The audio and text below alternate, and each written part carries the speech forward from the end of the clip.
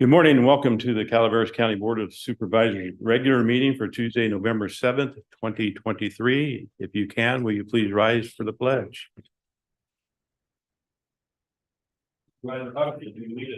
Chair, I pledge allegiance to the flag of the United States of America and to the republic for which it stands, one nation, under God, indivisible, with liberty and justice for all.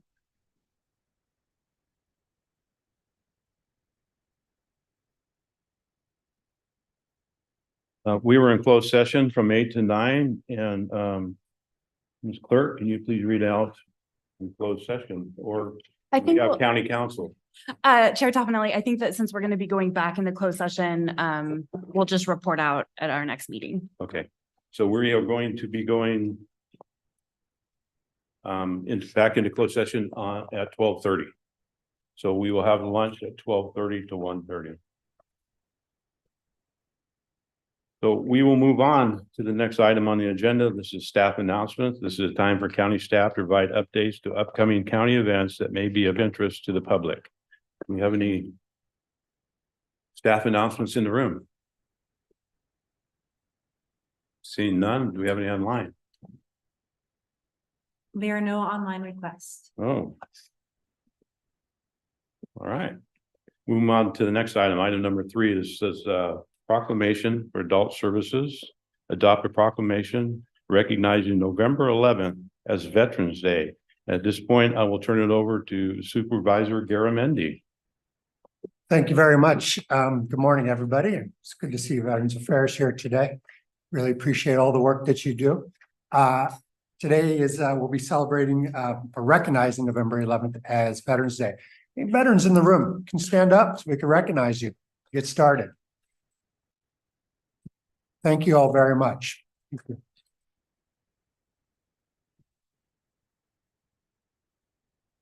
So this is a proclamation recognizing November 11th, 2023 as Veterans Day. Whereas the 11th day of the 11th month of the 11th hour in 1918 marked the end of World War I.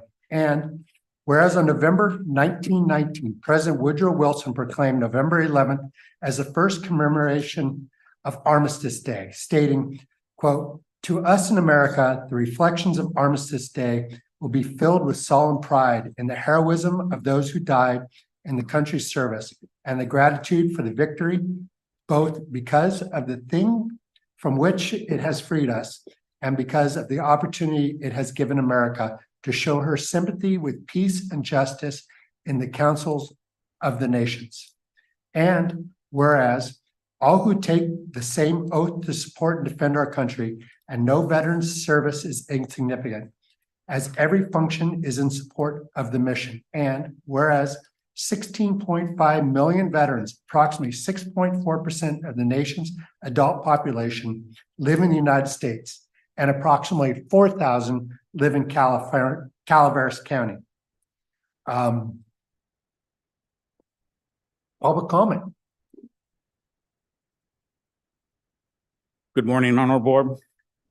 I am Brian Galicia. I'm the County Veteran Service Officer, and I'd like to give a brief statement that I took from hopeforthewarriors.org, and it's entitled "An Honor No One Wants." What is a Gold Star family, and how is it different from a Blue Star family? Honestly, until I began working in the Veteran Service Office, I had not heard of either the Blue or the Gold Star families. So what are they? The Blue Star family consists of the immediate family members of a service member during a time of conflict. It's a reminder that service members don't serve alone. In 2015, it was reported a total of 1,728,710 family members served alongside their active duty service member. And of that number, 1,076,803 were children and 641,639 were spouses. The Gold Star family is the immediate family members of a fallen service member who died while serving in a time of conflict. President Wilson is believed to have coined the term Gold Star Mother. He authorized a suggestion made by the Women's Committee of the Council of National Defenses that mothers who had lost a child who served in the war wear a traditional black mourning armband with a gold star in 1918. The Blue Star family can be recognized by the Blue Star service flag. It has a thick red border and a blue star in the middle. The number of stars on the flag corresponds to the number of individuals currently serving in the armed forces from that family. The Gold Star family can display a Gold Star service flag for service members who were killed or died while in service in the armed forces from causes other than dishonorable. A Gold Star is placed over the Blue Star on the Blue Star service flag so that the Blue Star forms a border and creates the Gold Star service flag. Spouses, parents, and children of service members killed in the line of duty are authorized by the U.S. Department of Defense to wear Gold Star lapel pins. Please join me in honoring not only our veterans and those who currently serve, but the Gold Star families as well as their incredible sacrifice. Thank you. Thank you, Brian. Other public comment? Comments from the board? Seeing none, and I think that this is very germane to the world of conflict that we're facing today, that we all take into account the sacrifices that are made and pray for peace if you're a praying person. Is there a motion from the board? I would move this item.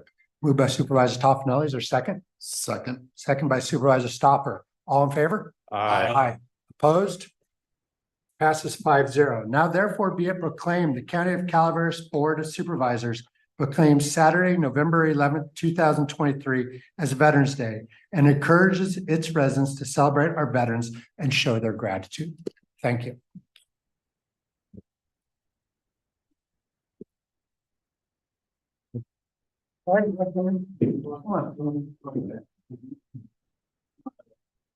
Not a big shock.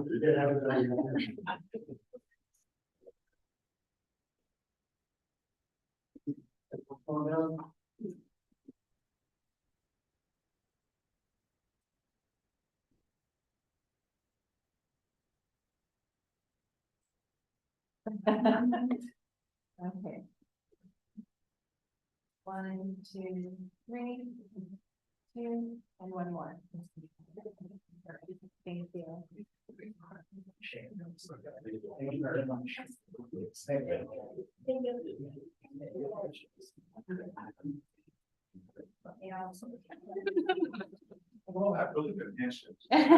you. Thank you.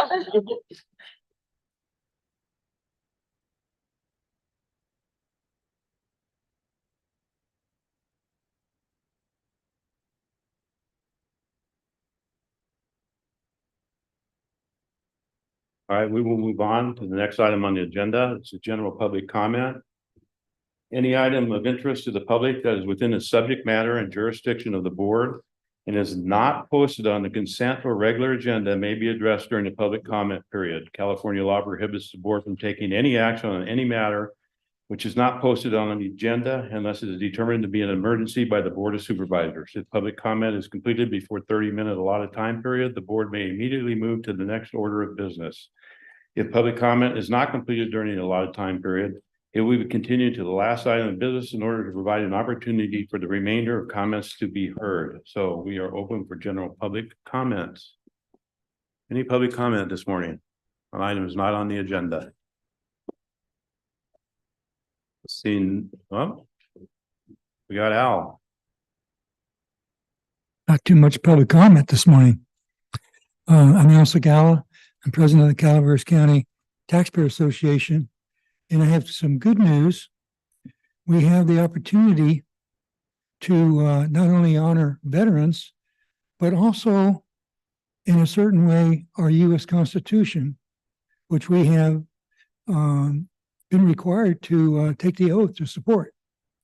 One way is a paragraph or clause that we can add to some of our planning documents, which basically says that although this law is seeking harmony of land uses, It also recognizes the rights to life, liberty, and property as specified in the U.S. Constitution.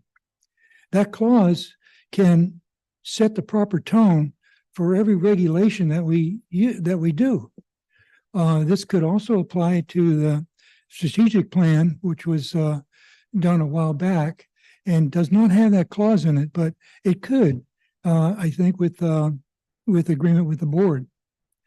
One of the reasons why we want to pay respect to the clauses to protect property rights is because we have a problem with people, especially young people, finding a place to live with reasonable costs. They have to go out of county.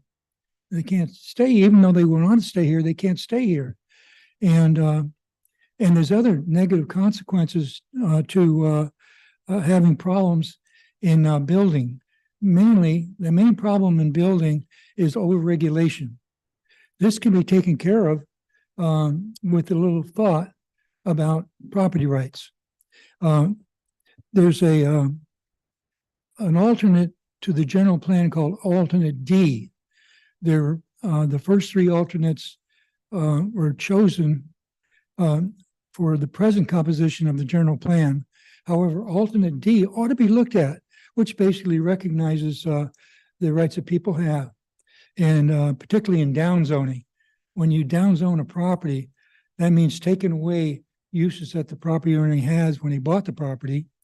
You cause a problem and a loss of property value, and which is really a taking. So in looking at alternate D, this could be a wake-up call to be more conscious of property rights when we deal with land use decisions. Thank you very much. Yeah. Any other public comments? Seeing none, we'll close public comments and move on to the next item on the agenda. Next item is consent agenda. The consent agenda items are expected to be routine and non-controversial that will be acted upon by the board at one time without discussion. Any board member, staff member, or interested party may request removal of an item from the consent agenda for later discussion. Is there any board member wish to remove an item? No? Is there any staff member? There are no online requests.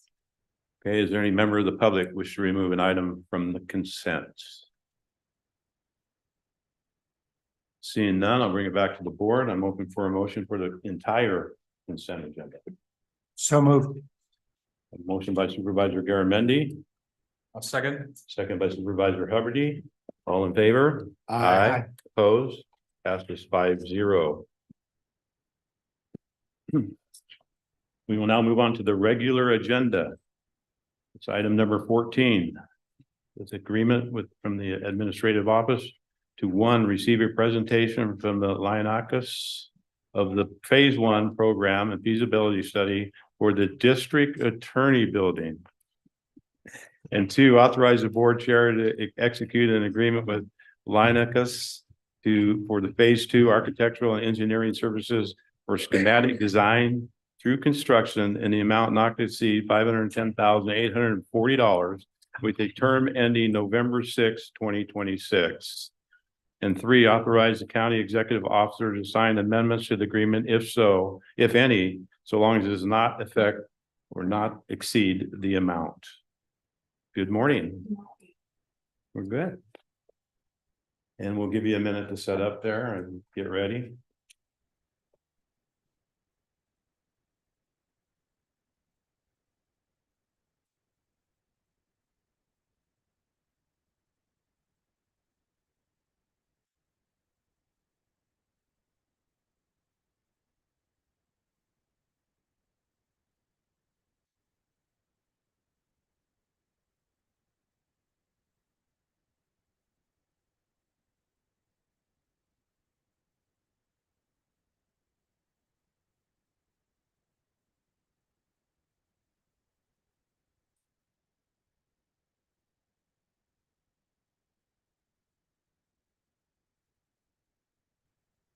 Slides doing this. Yes, okay, an arrow. Okay. Perfect. I have your next one. Okay, great. All right. Are we ready? Good morning. Can you get your name? Sure. My name is Deborah Lesnevska. I am a licensed art studio at Lionakis. All right. So we were brought on board to essentially work with the county in developing the plans for the district, the new district attorney's office. And as some of you may be aware, there are existing district attorney's facilities here on the campus, as well as other locations through the campus or through the community. So today I want to talk a little bit about the project itself, the process that we went through with the stakeholders group. We developed some conceptual budgets, and then we came up with some final recommendations for the group. So I'm going to go through that process. So currently we have 2 sites that house the district attorney's components. There's 4 components in the building. We've got the district attorney and staff. We've got the investigations unit. We've got the victim services unit, and then we've got a potential plenary space, which would be a multifunctional space that they have requested. And so right now we've got 2 sites that house those components. And one of them is building G, which is right here on the county campus. The victim services unit is on the other site across town. And then they also occupy some portable trailers, storage containers, and some offsite storage. As a result, the office is somewhat disparate, and it really affects the efficiency of the services that the office offers. It also creates security concerns for the staff. And then it does not necessarily reflect a very professional appearance to both the public and the staff members for acquiring staff, for example, and recruiting people. So as you all know, the county received $5 million in ARPA funding, and that's an all-in number. And that means that it includes the hard costs, which we consider construction costs.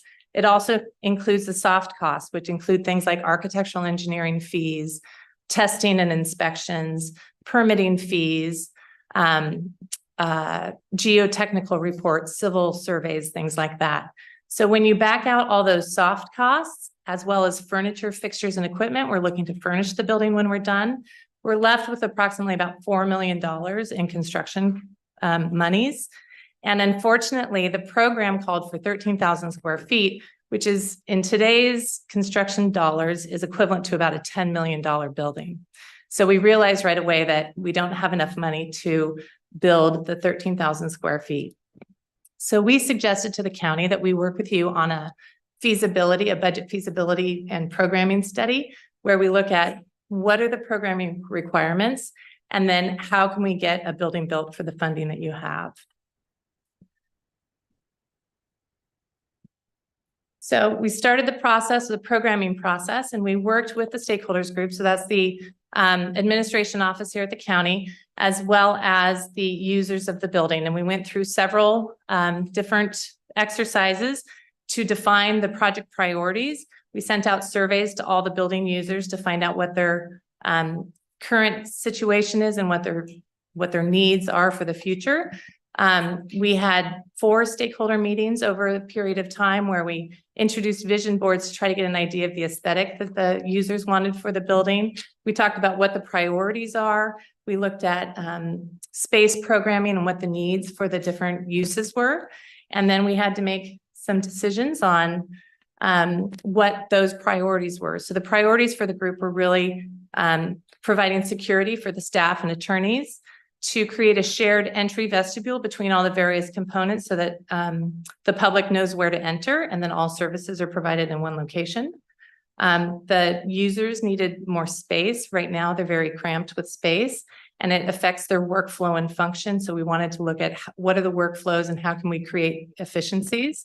Right now, there's a lack of meeting space and privacy space. They use one of the portable buildings for conferences and Zoom calls, which is actually a separate building. And then there's a need for more collaboration space and a preference to have a more professional environment, and then bring in some natural light into the building. So we started originally by looking at all the space requirements.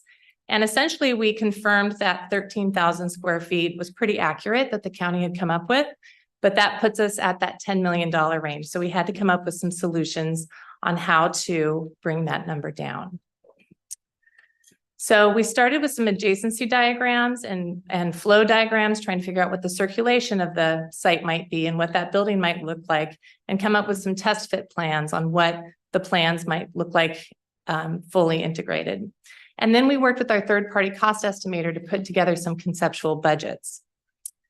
And so originally we found that the easiest way to lower the cost was to get rid of that component for that multi-use plenary space. That was about $2.7 million in and of itself. So that was the first thing to go. They don't have that space currently, and although it is a want, it was not necessarily a need.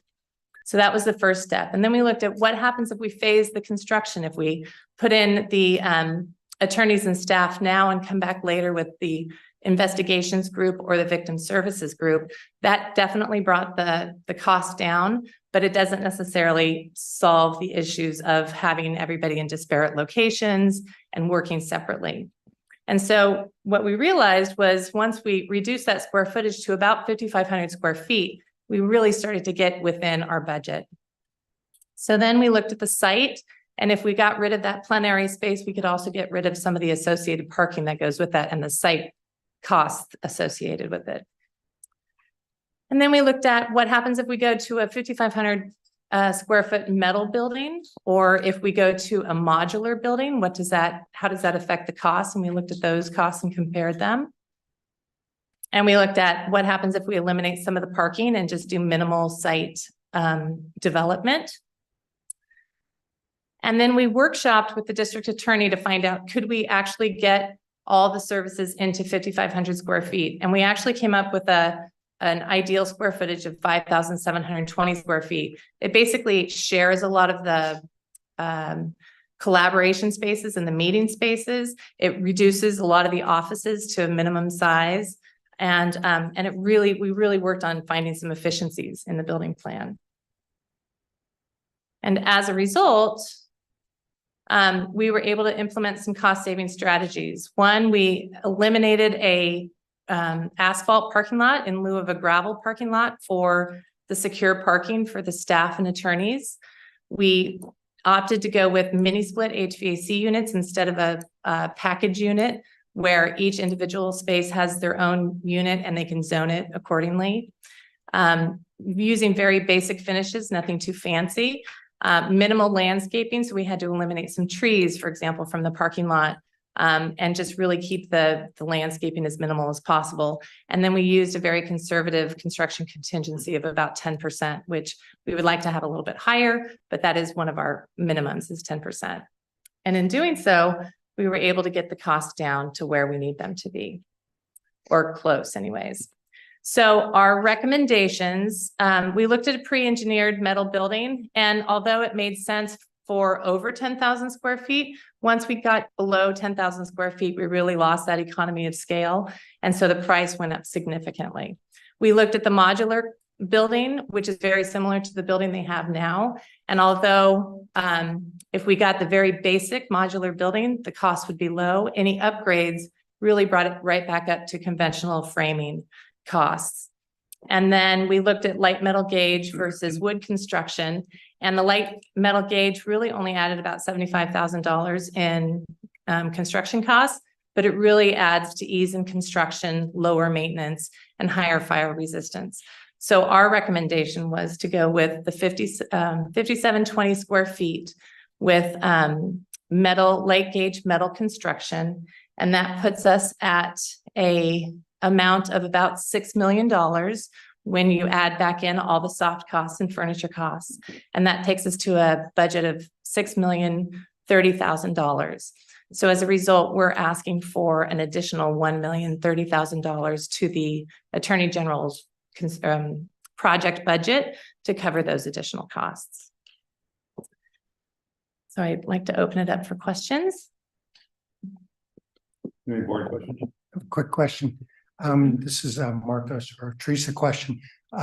We have $4 million in ARPA and $1 million in judicial construction. That's how we came up with our 5, correct?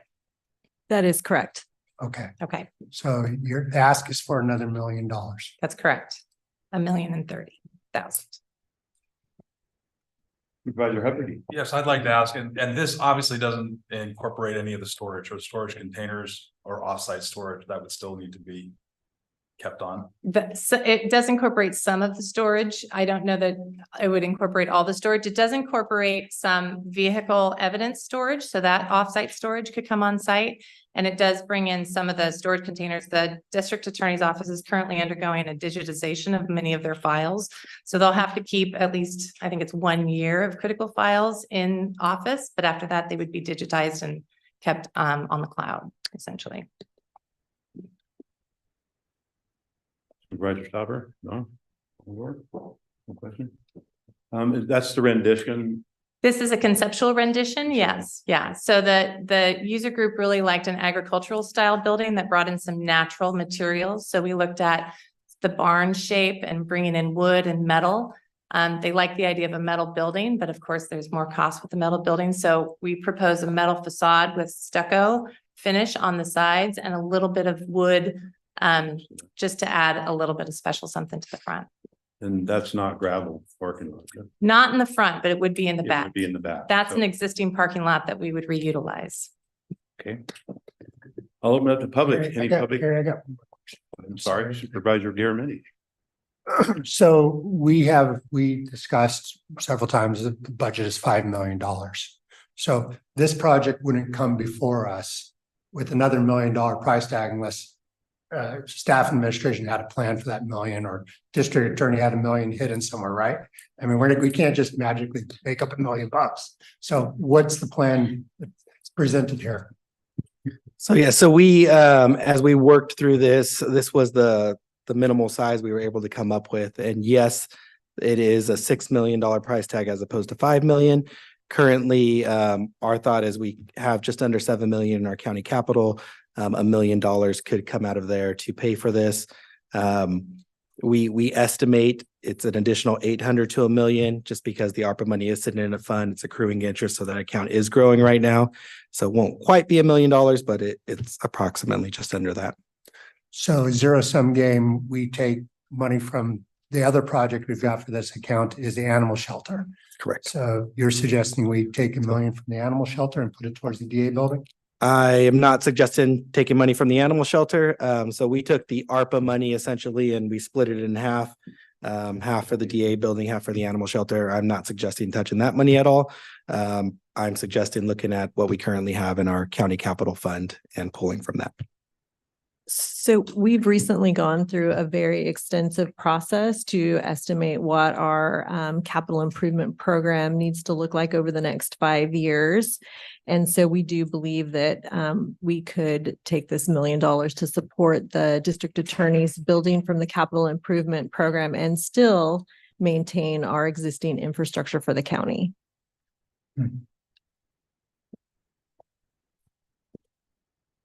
Any other questions? Barbara, you want to say anything?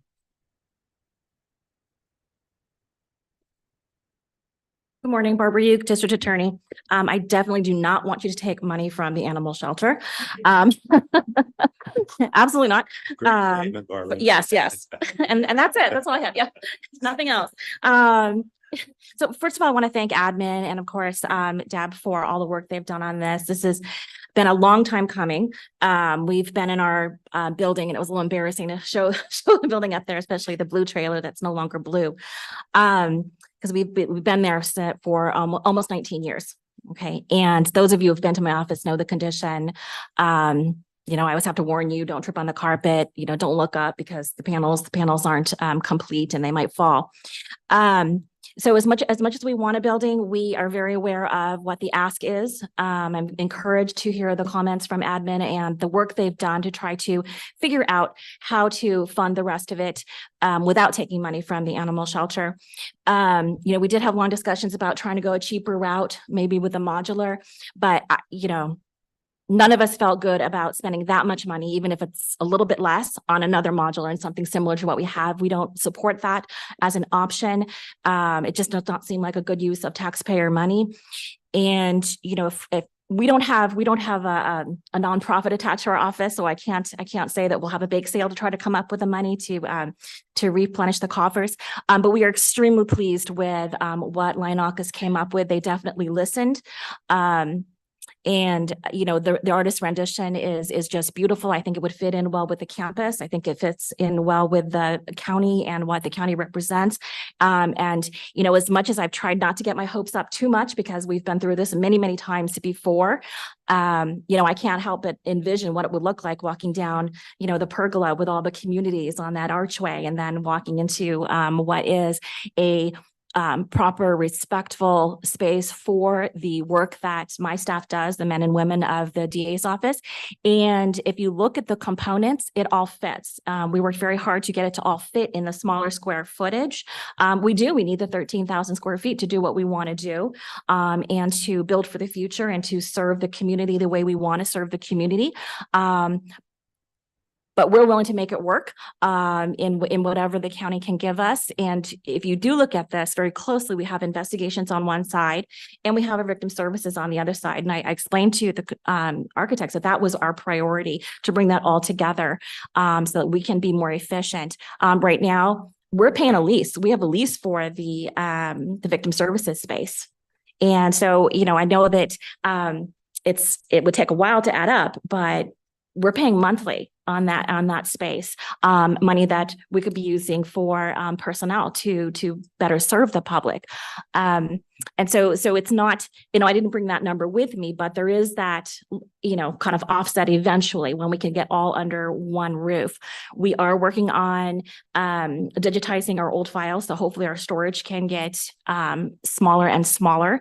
We wouldn't be paying for our offsite leased space for the storage, and overall we'll just be more efficient, and we can finally go forward and not have gone this far and then pull back and have all that money go to waste. And I think from one of our initial meetings, I think that Deb kind of sensed that I have a little bit of PTSD with going down this road and spending money on a project only to have it fall apart. We're pretty sensitive to that. We did not want to go down this road unless we could get it finished. So I'm hopeful that you will follow the guidance and wisdom of admin when they do make the recommendation that the board figure out a way to pay for what Lionocus is recommending. Any questions? Questions? I have one. You said something that's okay. So does this building allow for any future growth of increase of employees or other services that will be needed? It doesn't include as much growth as we would like to see.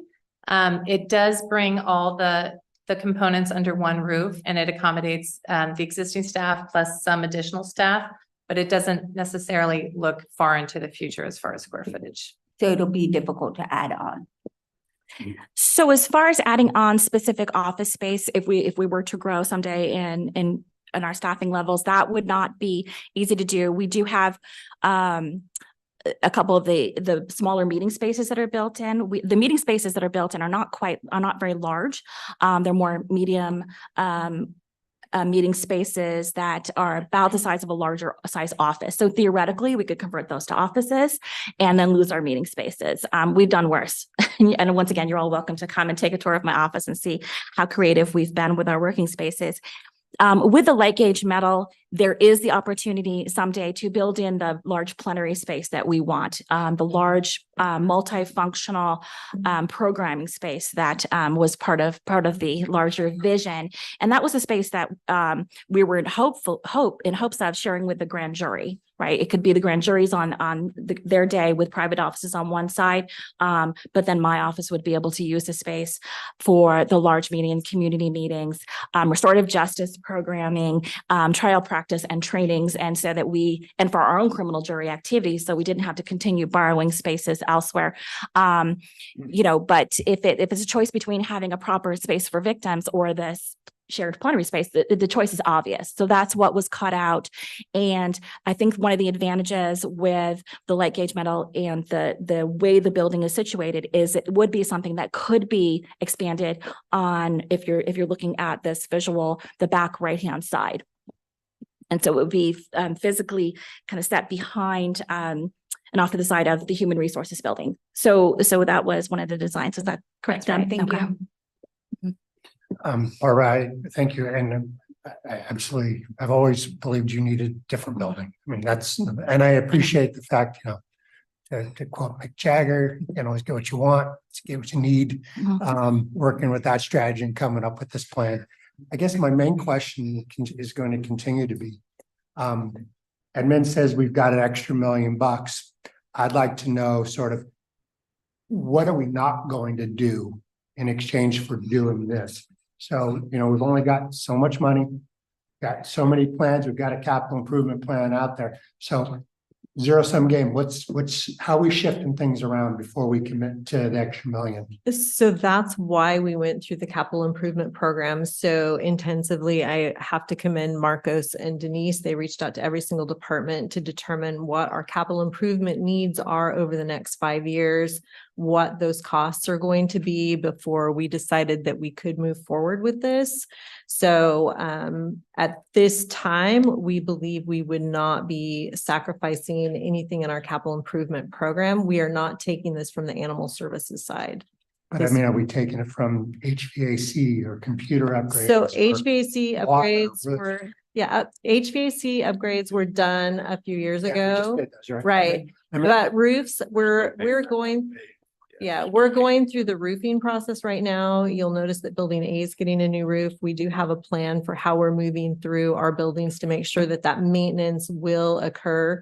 We believe it's very important that we maintain our assets because it's much more costly for us if we don't get these roofing projects done and we have major leaks. And then the repairs on that would be more expensive. So we have definitely worked with departments to look at what those capital improvement programs need to look like. Even our IT systems, we've really combed through that capital improvement program budget. We have an outlined program. Marcus might be able to speak more to that, but we do have a very comprehensive program moving forward, and we do know what we're going to be repairing over the next 5 years with the funding that we have and that we believe we will be adding to that program as well. employee safety also. We're definitely looking at that. As you know, we do have a safety program that we're looking to implement for Public Works right now because there are some building upgrades that need to be done there. But yes, we are looking at that as well. Okay.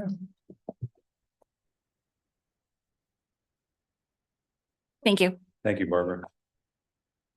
Are there any public comments?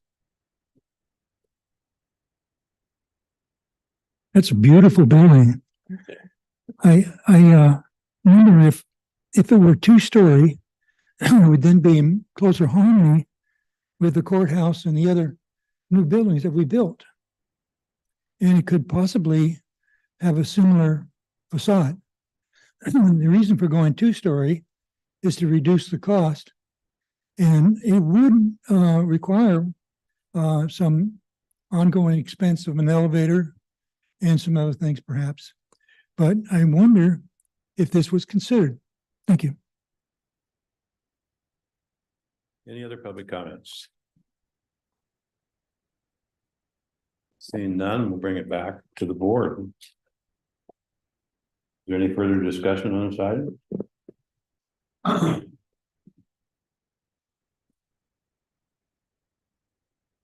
Just to Mr. Garamindi's point, it says financing. And it says the necessary budget appropriations are included in the for year 2022-23 capital improvement projects budget. So with those being qualified inside the budget, the extra $1 million can just simply be transferred over. And it doesn't need a. I think the board's action today is to, would be to approve a contract, which is for roughly $500,000. So that money's already been budgeted. To the extent there then are Right. future contract and Okay. that require a budget transfer, that will need a forfeit. I was looking at. So we're not committing to the whole enchilada Committing to right now. 510,000 for her to do her conceptual and do construction. It'll come back to us for that. And extra. And do you have a time frame? Do you know when you will be bringing this back? So the plan is to start our, to continue our design process starting in December with, construction start, well, we have to be in by December of 2024 for the funding. If I've got that correct. You have to be in the building by December 2024. What's that? I'll let Marcus. Yeah, no. Our funds have to be obligated by December 31st of 2024. So Better. so we'll go through the design process and then we'll go out for bid for the construction process. And then we'll enter into that contract. But so in terms of timeline, we're looking over the next, I'll leave it for Deborah to say how long it'll take her to design that, but then we'll start the bid process for the construction portion. Typically about 9 months, I would say, and then probably about 2 years for construction, To start construction or finish construction? to finish construction. So are you providing actual construction drawings? We would, You right? will, you will. Yeah. So our fee includes drawings through the permitting process and then construction administration through the whole construction process. So at the end of the project, we would be complete at that point. All right. Any other board questions? I'm open for a motion. So moved. Motion by Supervisor Stopper. I'll second it. A second by Supervisor Garamendi. I was gonna step down and motion it myself. All in favor? Aye. Opposed? Passes 5-0. You're on your way, Barbara, after all these years. You and I.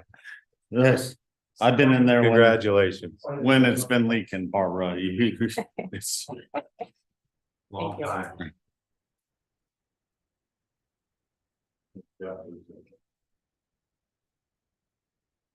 Thank you, Deborah. Thank you very much. I am going to move, we're going to continue with the regular agenda, but I am going to move item 16 next in front of item 15. And this is an informational item from Adult Services. You received an informational update about the County Veteran Service Office. Brian, I don't know how long the next one's going to go. You guys are, I want to get you back to work at your office.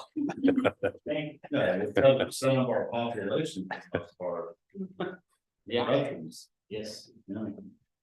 Plus the number. It is.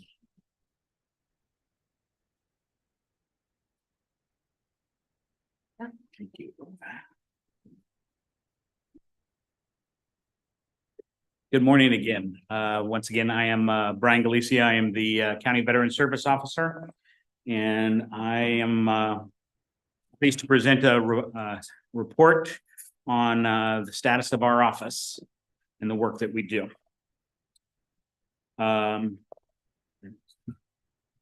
So this report is providing information from local records from fiscal year 2021 and 21, 22, and 23.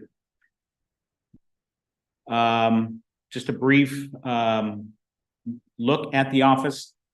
Our office is staffed with County Veteran Service Officer, one Veteran Service Representative, a part-time clerical assistant, a Veterans Program Coordinator, and a Veterans Outreach Coordinator. Our program coordinator facilitates support groups throughout the county. Currently, there are 4 groups. that happen every other week, one in Copperopolis, one in Murphy's, one in Valley Springs.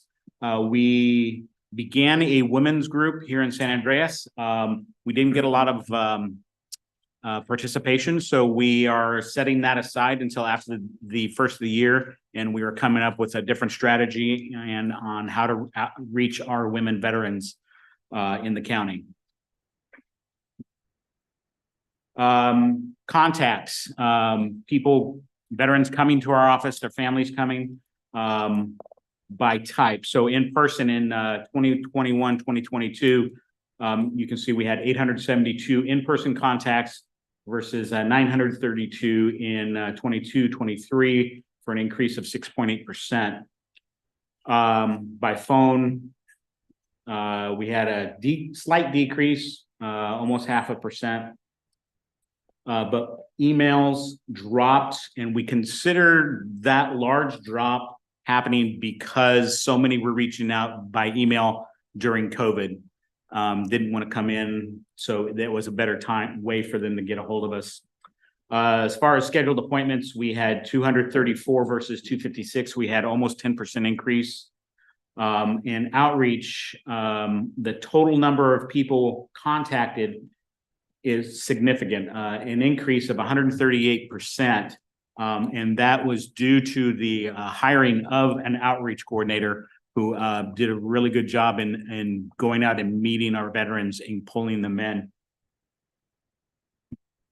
As far as claims submitted, we did an increase of about 11.5%. That's compensation, the low income pension program appeals, college fee waiver claims. We had one dependent graduate apparently, so it dropped just a hair. Healthcare enrollments increased by a little over 8%. And that is probably due to the implementation of the PACT Act, because the PACT Act does make it healthcare enrollment available to more veterans than it had before. Medi-Cal cost avoidance. We increased the number of claims that we did for that by over almost 65%. And that's a program where the more that we do, the more money we get from DHCS in return.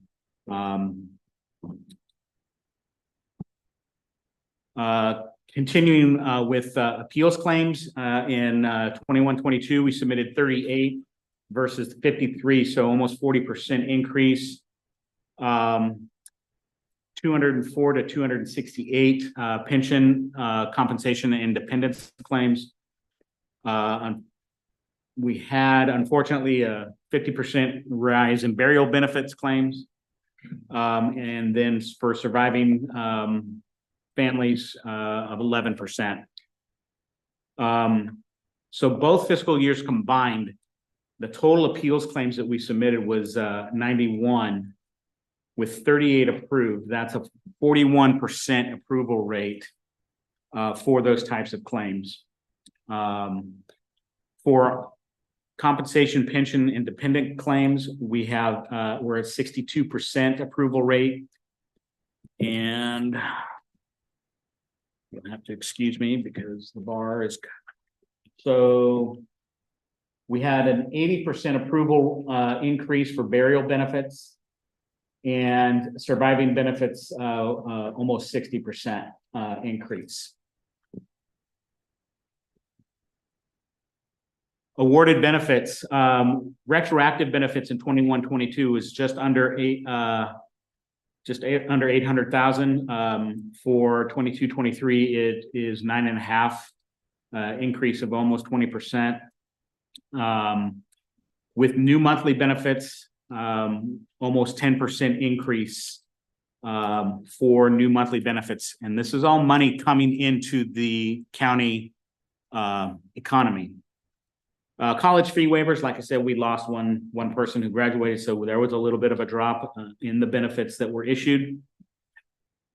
But it is still a popular program, and as children reach college age, we see that that's only going to increase.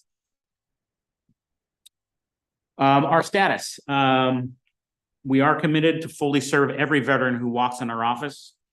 We've had some setbacks. In January, we sustained some flooding with the weather that we had, and we were displaced for about 4 months until the repairs were made. In June, we lost our clerical support, and in July, we lost our outreach coordinator.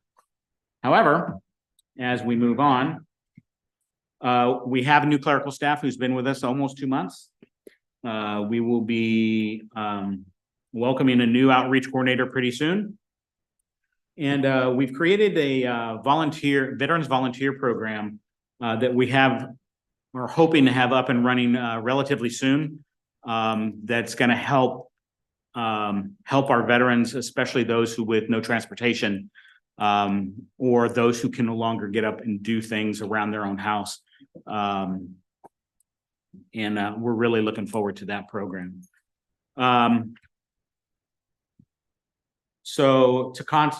This is our contact information and our hours. We do have our walk-in day every Thursday from 9 a.m. to 1 p.m. and 2 to 4. No appointment needed. Otherwise, we ask that veterans call us, and we will be happy to schedule an appointment for them for any of the other days that we are available. I'd like to end with a statement.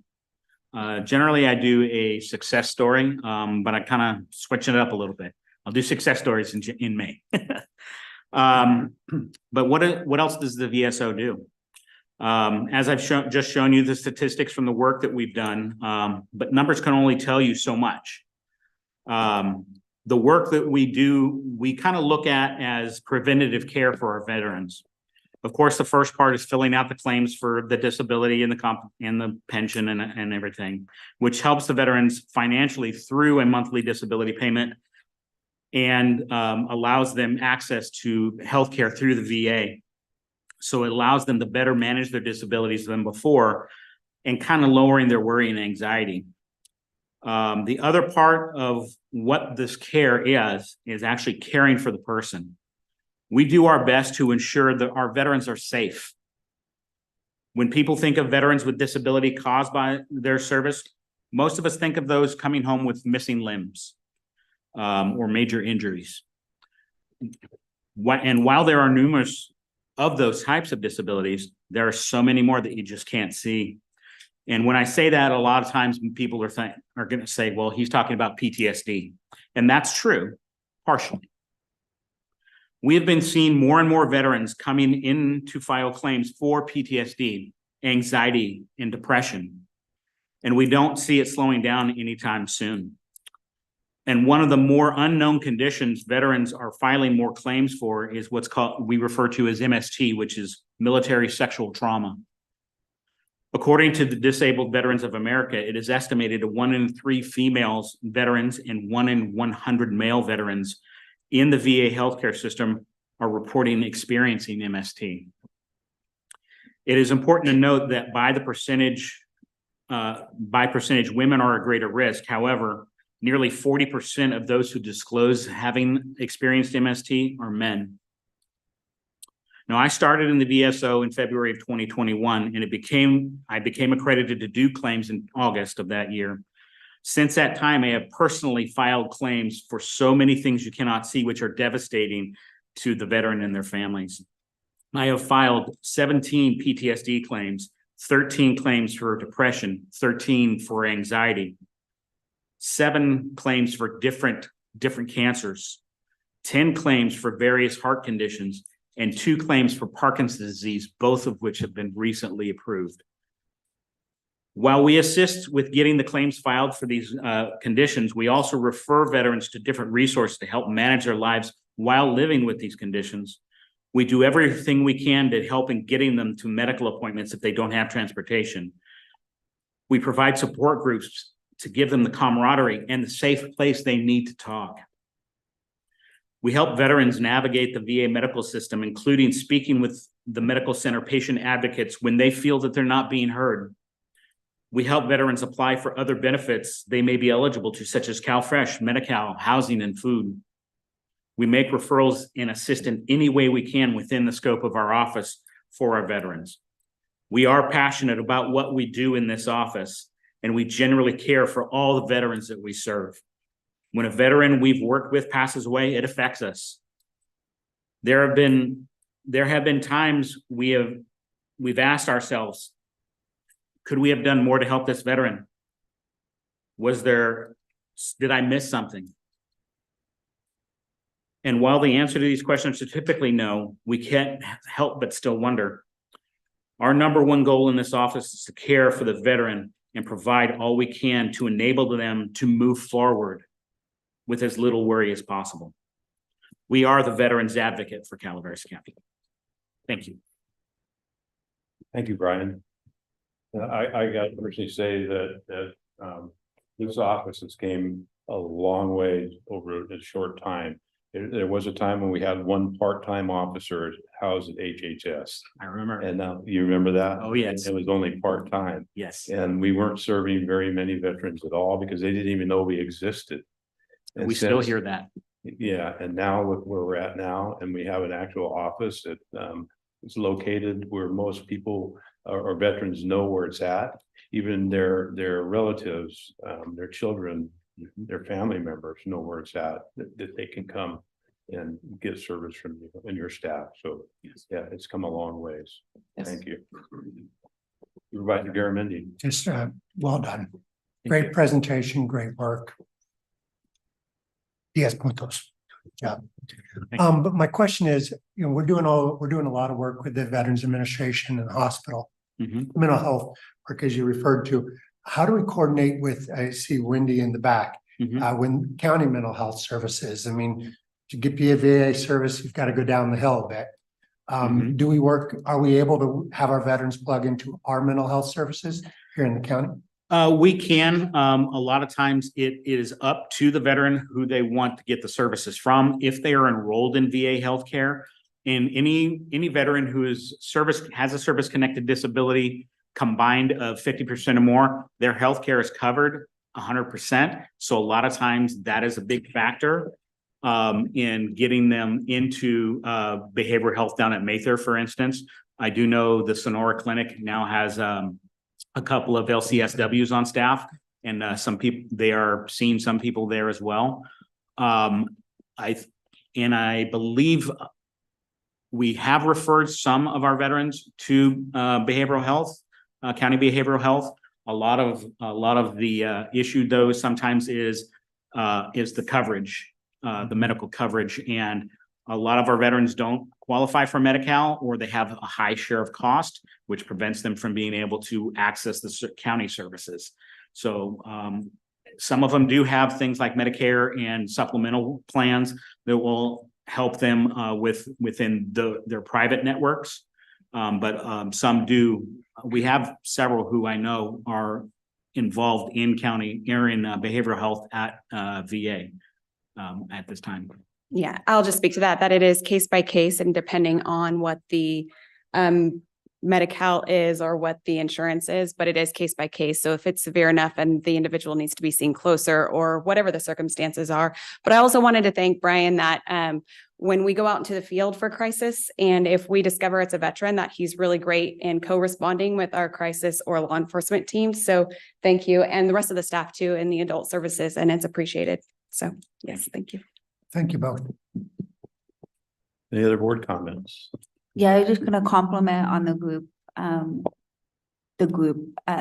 meeting that you guys have, walking up and down some of the main street, both in Angels and Movies. A lot of those folks are talking about it. And I was in Angels one morning picking up coffee, and a couple of them were waiting to head up to their next meeting, and another individual walked by and they asked why he wasn't coming. So they're also watching them also recruit within their fund network. It's also been really amazing to watch too. So it's working. Good. Yeah. And that's what we want.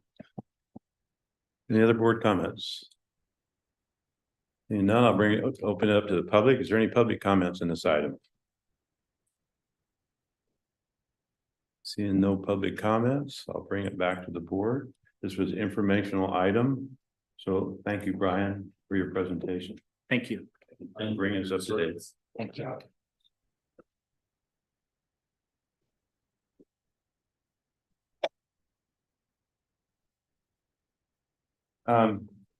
Next item on our agenda is item 15. However, I see Jesse's in the room and her presentation I have down is 20 minutes.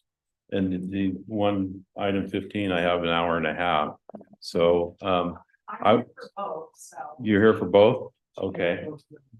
Then we will move on to item number 15. Well. Are you talking about 18? No, I'm talking about item 17, Okay. Jesse's report in agriculture. Got it. So if you're here for both, we'll just move on to item 15. So the informational item from planning is received the October 26, 2023 report of the Planning Commission and provide direction of the draft greenhouse gas reduction plan implementing measures COS-5C of the 2019 general plan. Gabriel? This is your item. It's got your name written all over it. Oh.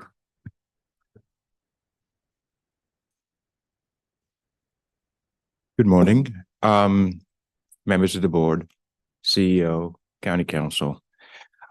This item is before you today as an informational item.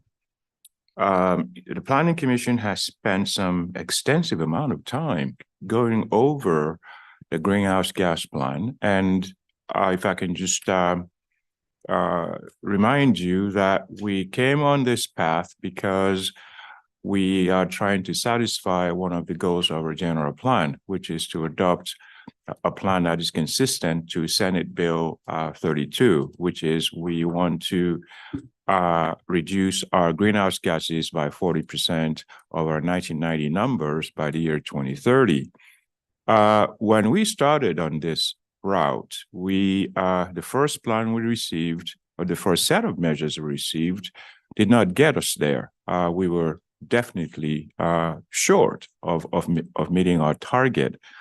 But with consistency and with a lot of hard work and questions, the Planning Commission went to work and the consultants went to work as well.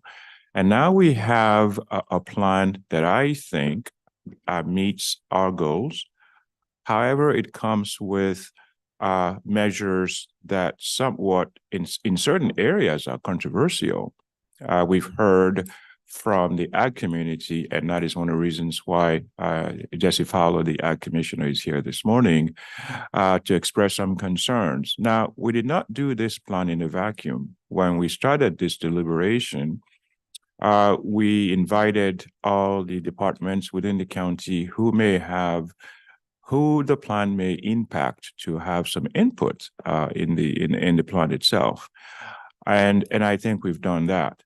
I have to commend the chair of the Planning Commission, Michelle Plotnick, and the vice chair, Tim Laddish, for an excellent work that they've done. They've been very, very diligent in making sure that the plan meets the goals of the county as well as the goals of the general plan.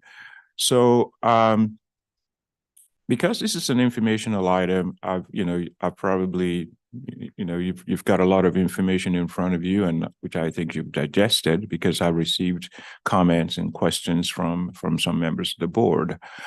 But the direction we're seeking today is for us to give us direction as to what do we want to do. This is an informational item. We're not making any decisions this morning. We just want to present to you what has transpired over several months of deliberation on this item, and for the board to give us a direction as to which way to go. I don't know if Michelle and or Tim would like to say anything regarding the plan. Tim, Michelle? Tim? Only if it would be in response to. Can you come up to the microphone so we can get it on? I've told people that myself. We've received some questions from a member of the board, and I could speak to those if you would like me to. Absolutely. Okay, one,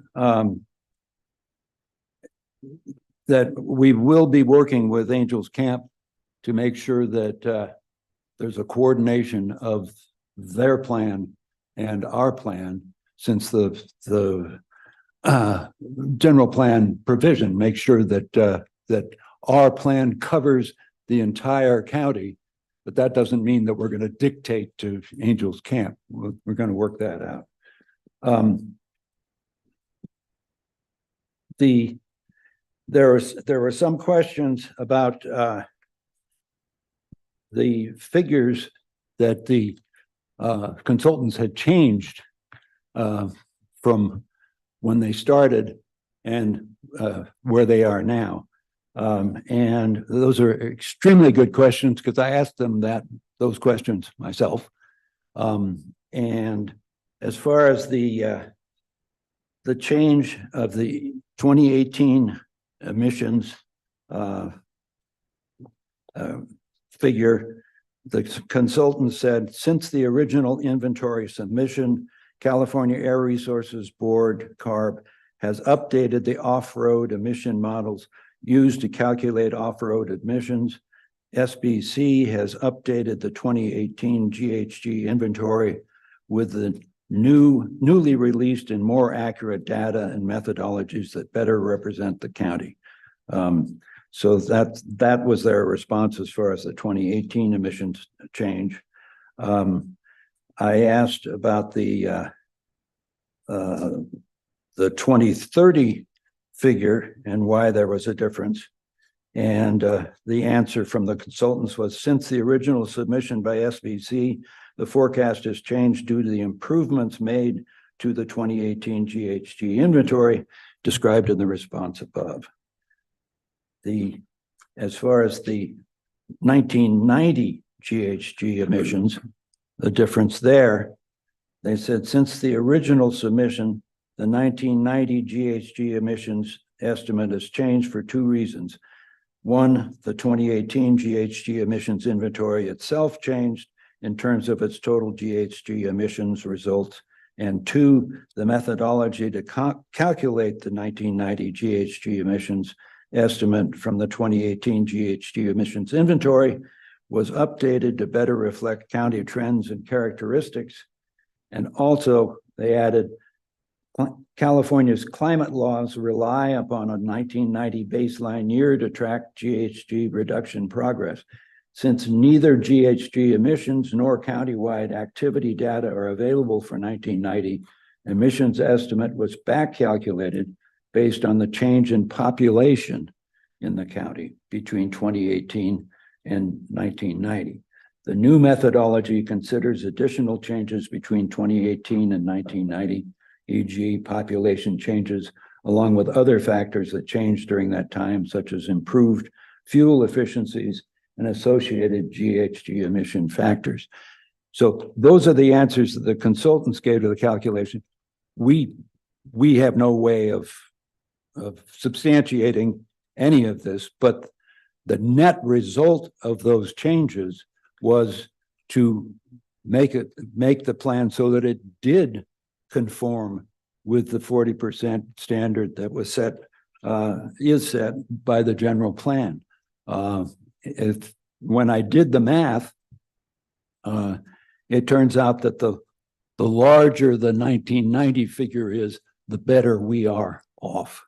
It doesn't seem to make sense just intuitively, but I don't have much of an intuition when it comes to math.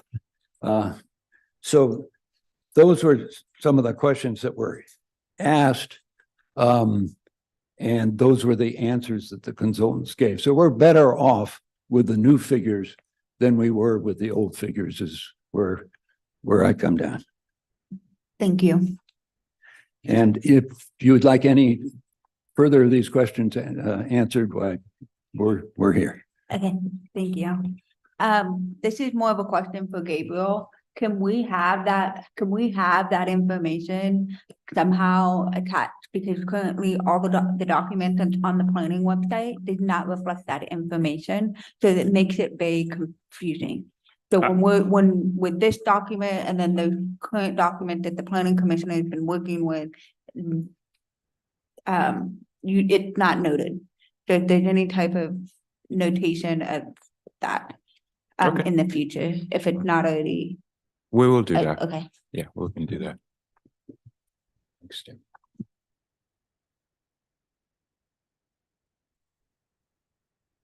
So in conclusion, what we're seeking here is direction. You're looking for direction. Yes. Hmm. Go east.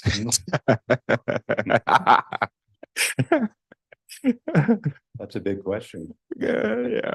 Do we have any board comments? No, I just, before we go to public comment, do we have any Supervisor Stopper? No? My good friends in the public out there say. Hear from the public. Okay, we're gonna, before we make any comments, we're gonna hear from the public. Is there any public comments on this item? Al Segala, Taxpayer Association. Well, I think I have some good news. For a long time, it was believed that carbon dioxide causes global warming. And therefore, carbon dioxide was considered almost like a poison. Well, the good news is some reputable scientists have discovered that carbon dioxide does not cause global warming. It follows global warming. At the beginning of the climate apprehension process, climate scare process, there was a film put together by Al Gore. It was entitled Uncomfortable Truth. Inconvenient, thank you. It's a pretty famous work of art. Well, in the film, it showed the spikes of carbon dioxide and global warming combined together. But the Arctic ice cores showed a little different picture. It showed the first spike being global warming. The second spike, following the first spike, was increased carbon dioxide. So, and it's repeated for many, many years. What this tells us, rationally, is that carbon dioxide follows global warming. That doesn't answer the question of what causes global warming. The same scientists that discovered this also think that it has to do with the sun, flares, and some other non-terrestrial forces. So what this means for us is, since carbon dioxide is not a poison, it's a nutrient. Plants need this. And those times where carbon dioxide was high, civilizations flourish because they have plenty of food, because the carbon dioxide was higher. So in considering anything that we would do in the way of regulations, we want to bear in mind that carbon dioxide is a nutrient, not a poison. Thank you.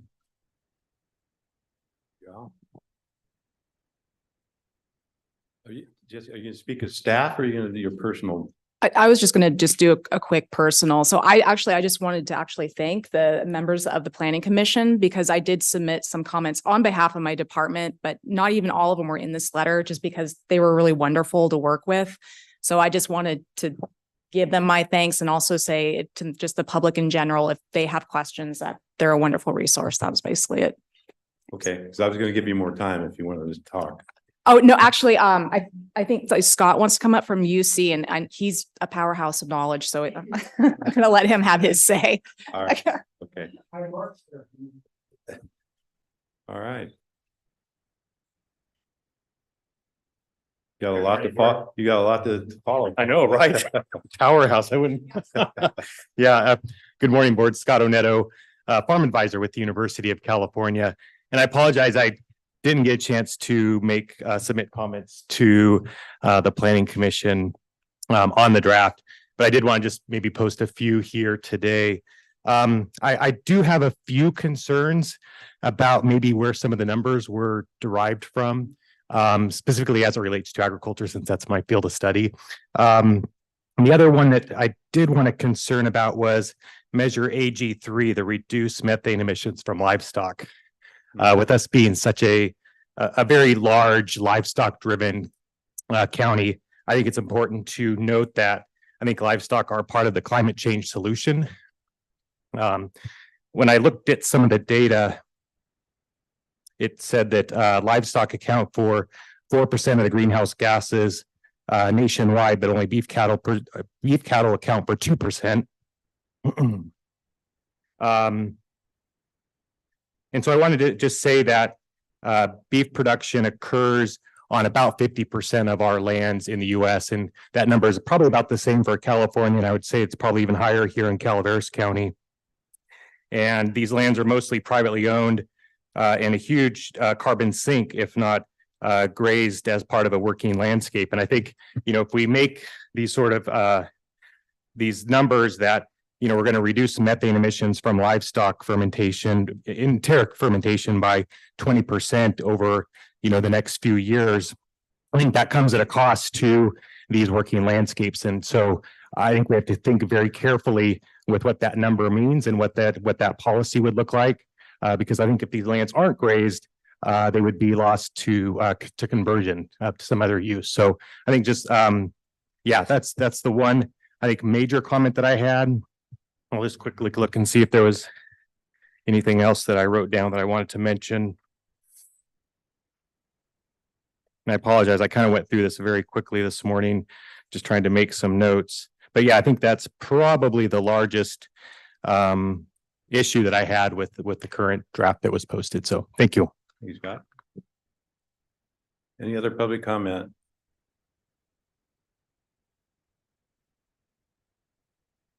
No other public comment?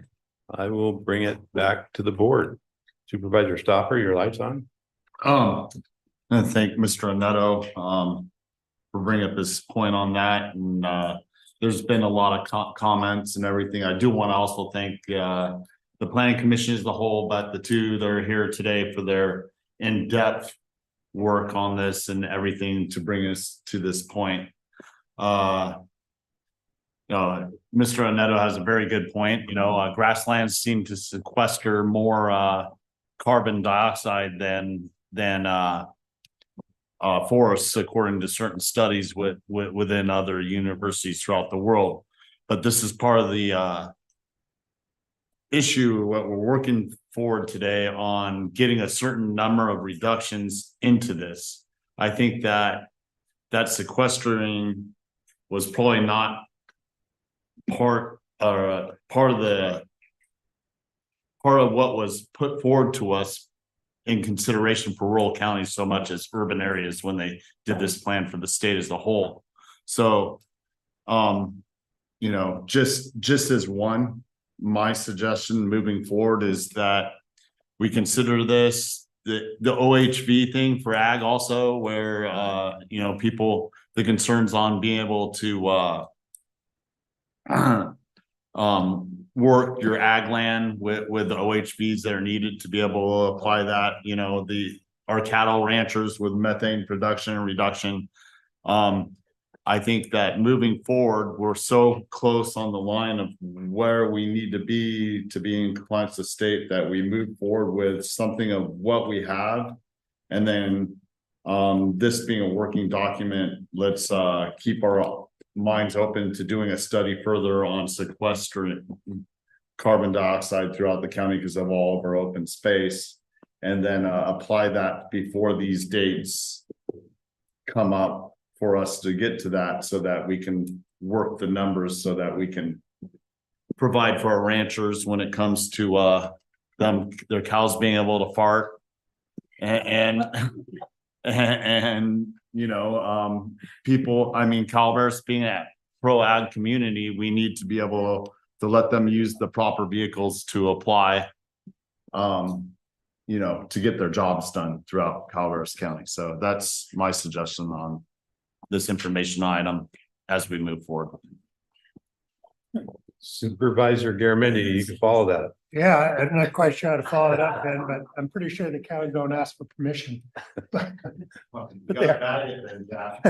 And Scott, thank you so much for your comments. I carry the book on flora and fauna that you wrote.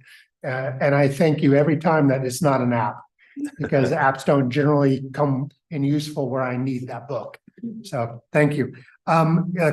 There's something for everybody to dislike in this document. And I think that Planning Commission has done a yeoman's work and bring it together and making sure it's something that might work for us. To Ben's point, this is a living document. Science is changing, opinions are changing. We can update this, but it's also something that the state of California is telling us we have to do. And we either do it voluntarily now, or we do it, we're mandated to do it down the road. And this process of keeping this moving and coming up with a plan allows Calaveras to perhaps be at the carrot end, where we get the incentives for doing the right thing, versus where we normally are, which is at the back end getting beaten by the stick. And so this is an opportunity for us. Nothing's perfect. This is going to change. The carbon sequestration, as you noted, that science is going to evolve, and we can incorporate that and get credit for the good planning that we are doing here. That's encapsulated in the general plan. So I agree with you, Ben. I say continue. Let's take this. Let's get a plan in place. And but let's also keep in mind this is not the gospel. As science and data changes, we need to change also. To a point of our strategic plan, we're keeping that a living document. It's to be on the desk, not on the bookshelf. This is something else we need to keep on in the same position as the strategic plan. It's not going to be put on the shelf and forgotten about. We need to stay on top of it. Supervisor Hubbard. I'm in alignment with both supervisors here and feel that it is a living document and it needs to be realistic for the way that we live in this county.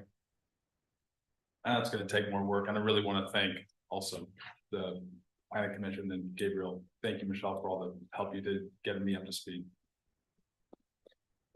Supervisor Bollenberg.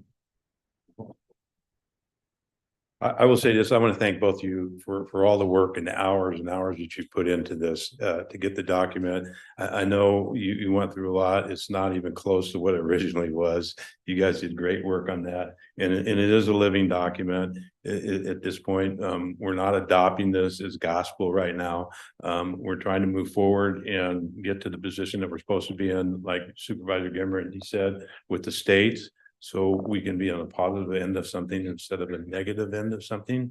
And again, even as we go forward, just like our general plan, it's a living document. It can be changed as things change and we go forward. We can make those adjustments to it. I would like to go forward myself with what we have initially here. And then when it comes back to us, we can have further discussion of it. So it's an informational item. Is there any other comments from the board on it? If not, thank you very much, Gabriel. Thank you very much, commissioners, for your work. And we'll move forward. And believe me, I know it was a lot of work. It was a lot of work you guys did. Thank you.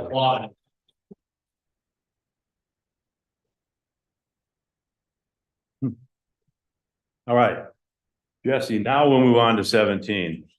It's an informational item again from agriculture to receive a presentation on Calaveras County's 2022 agricultural crop and livestock report. Take note on the livestock report. Do you have it, or do you need I have it. You need a minute? We'll give you a minute to set up. It's ready. Okay. It's ready. Oh, it's ready. It's ready.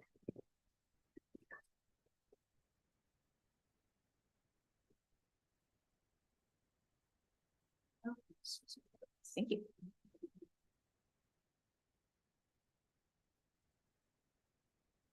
Okay, it's on. Well, good morning, Chair Tominelli, honorable members of the board. I'm Jessie Fowler, Agriculture Commissioner, Directors of Weights and Measures, and I am here to go over the crop report. So I was going to start off with just going over the letter. Oh, okay, thanks. So, in accordance with section 2279 of the California Food and Agricultural Code, I respectfully submit the 2022 Calaveras County Crop Report.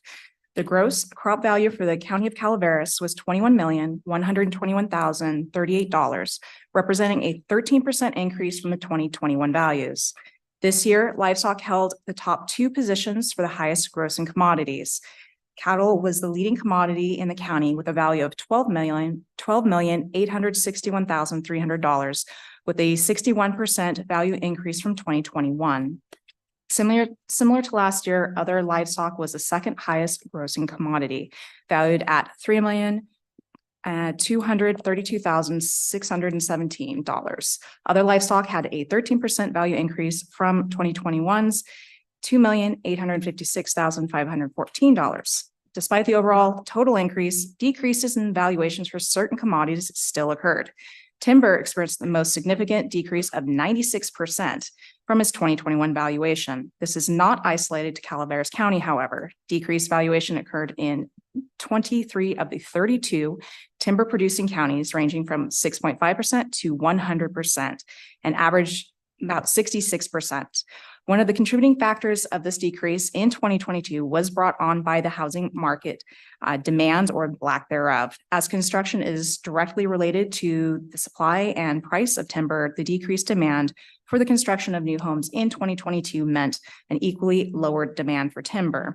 Additionally, unexpected weather conditions such as the freeze that occurred in April of 2022 significantly impacted crop yields for wine grapes, as well as various fruit and nut crops.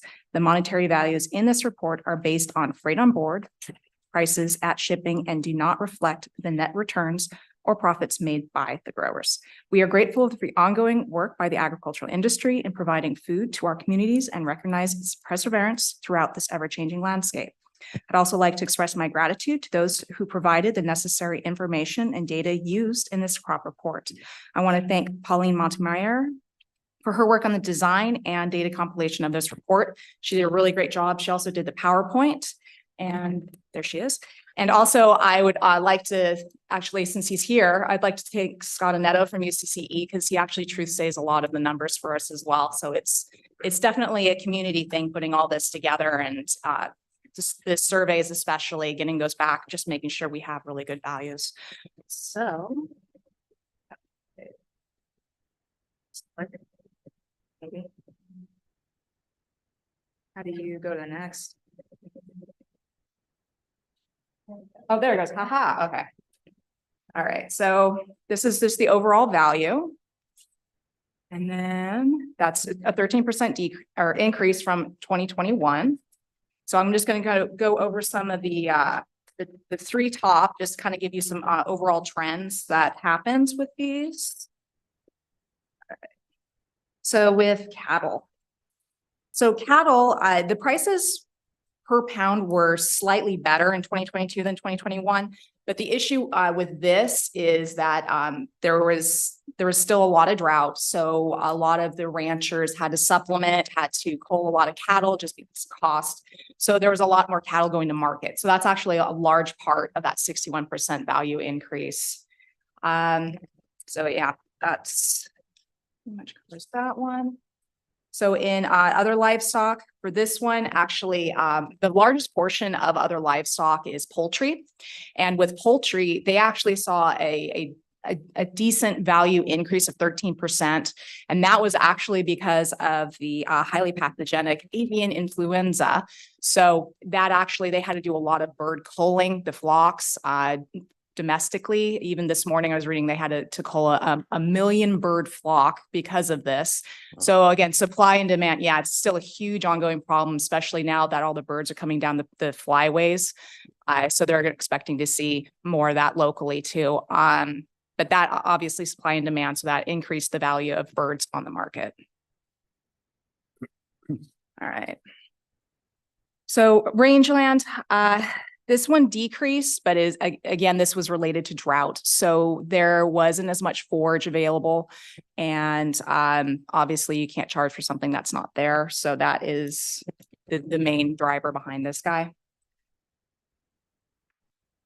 And then with field crops, so pastures, again, because of rangeland, they're not being as much forage. A lot of people turn to pasture land. And so therefore there was a little bit of an increase in acreage. And interesting, there's a decrease in rental fees, which was surprising, but go figure. And then hay, same thing, because of drought, it affected the supply. Prices went up, especially because a lot of cattlemen and women had to supplement later in the season because there was no more forage on rangeland.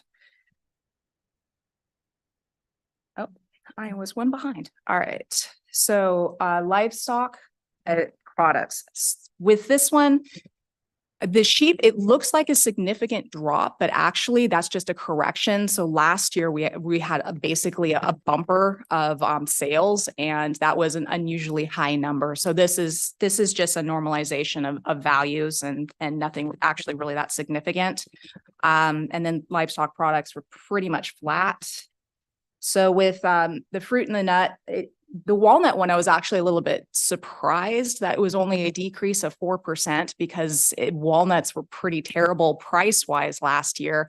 And I know at least of one of our major growers that didn't even bother to harvest because it would cost more to harvest than he would actually get to sell his walnuts. With olives, it is a alternating crop. So this was just an up year. So that's mostly the driver there and why the price went up.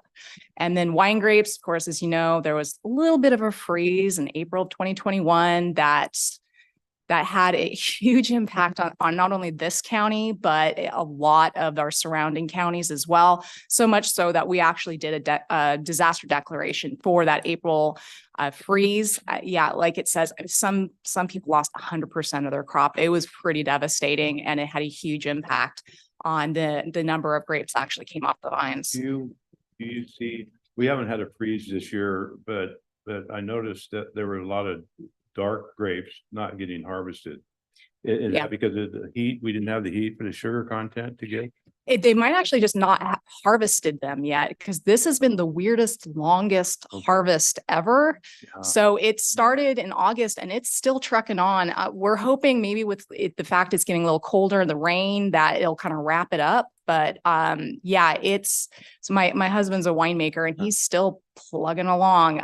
It could actually be too if maybe they didn't get a contract fulfilled. They just left the fruit on the vine. But yeah, never say never. It might disappear in the next week or two.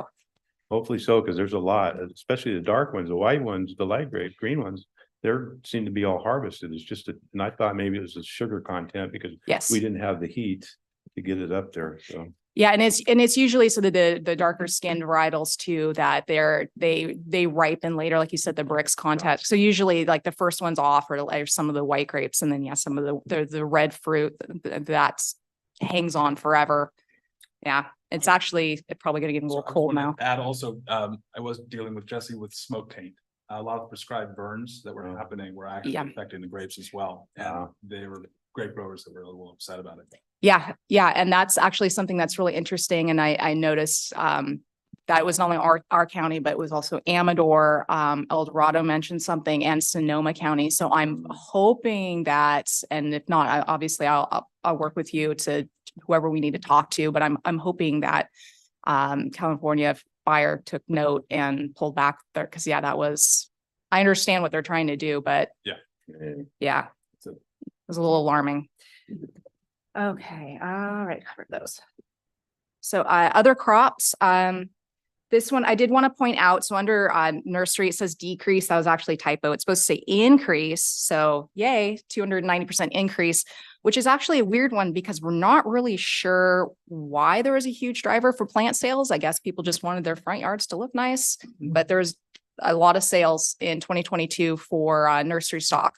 Apiary, it was actually increased because we got a lot better beekeeper responses. Again, this is all based on what information we get from industry.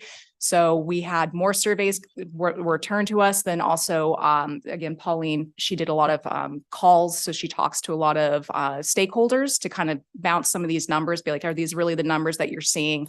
And so we got a better value there.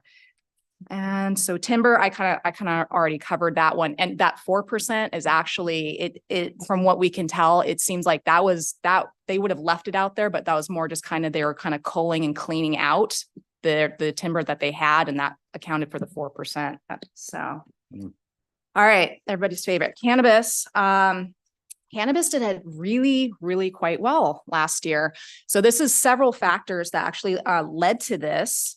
So value, it was much better in 2022 than 2021.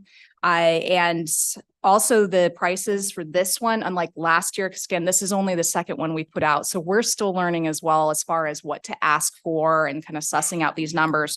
But we also included mix and indoor, which were left off of inadvertently in 2021.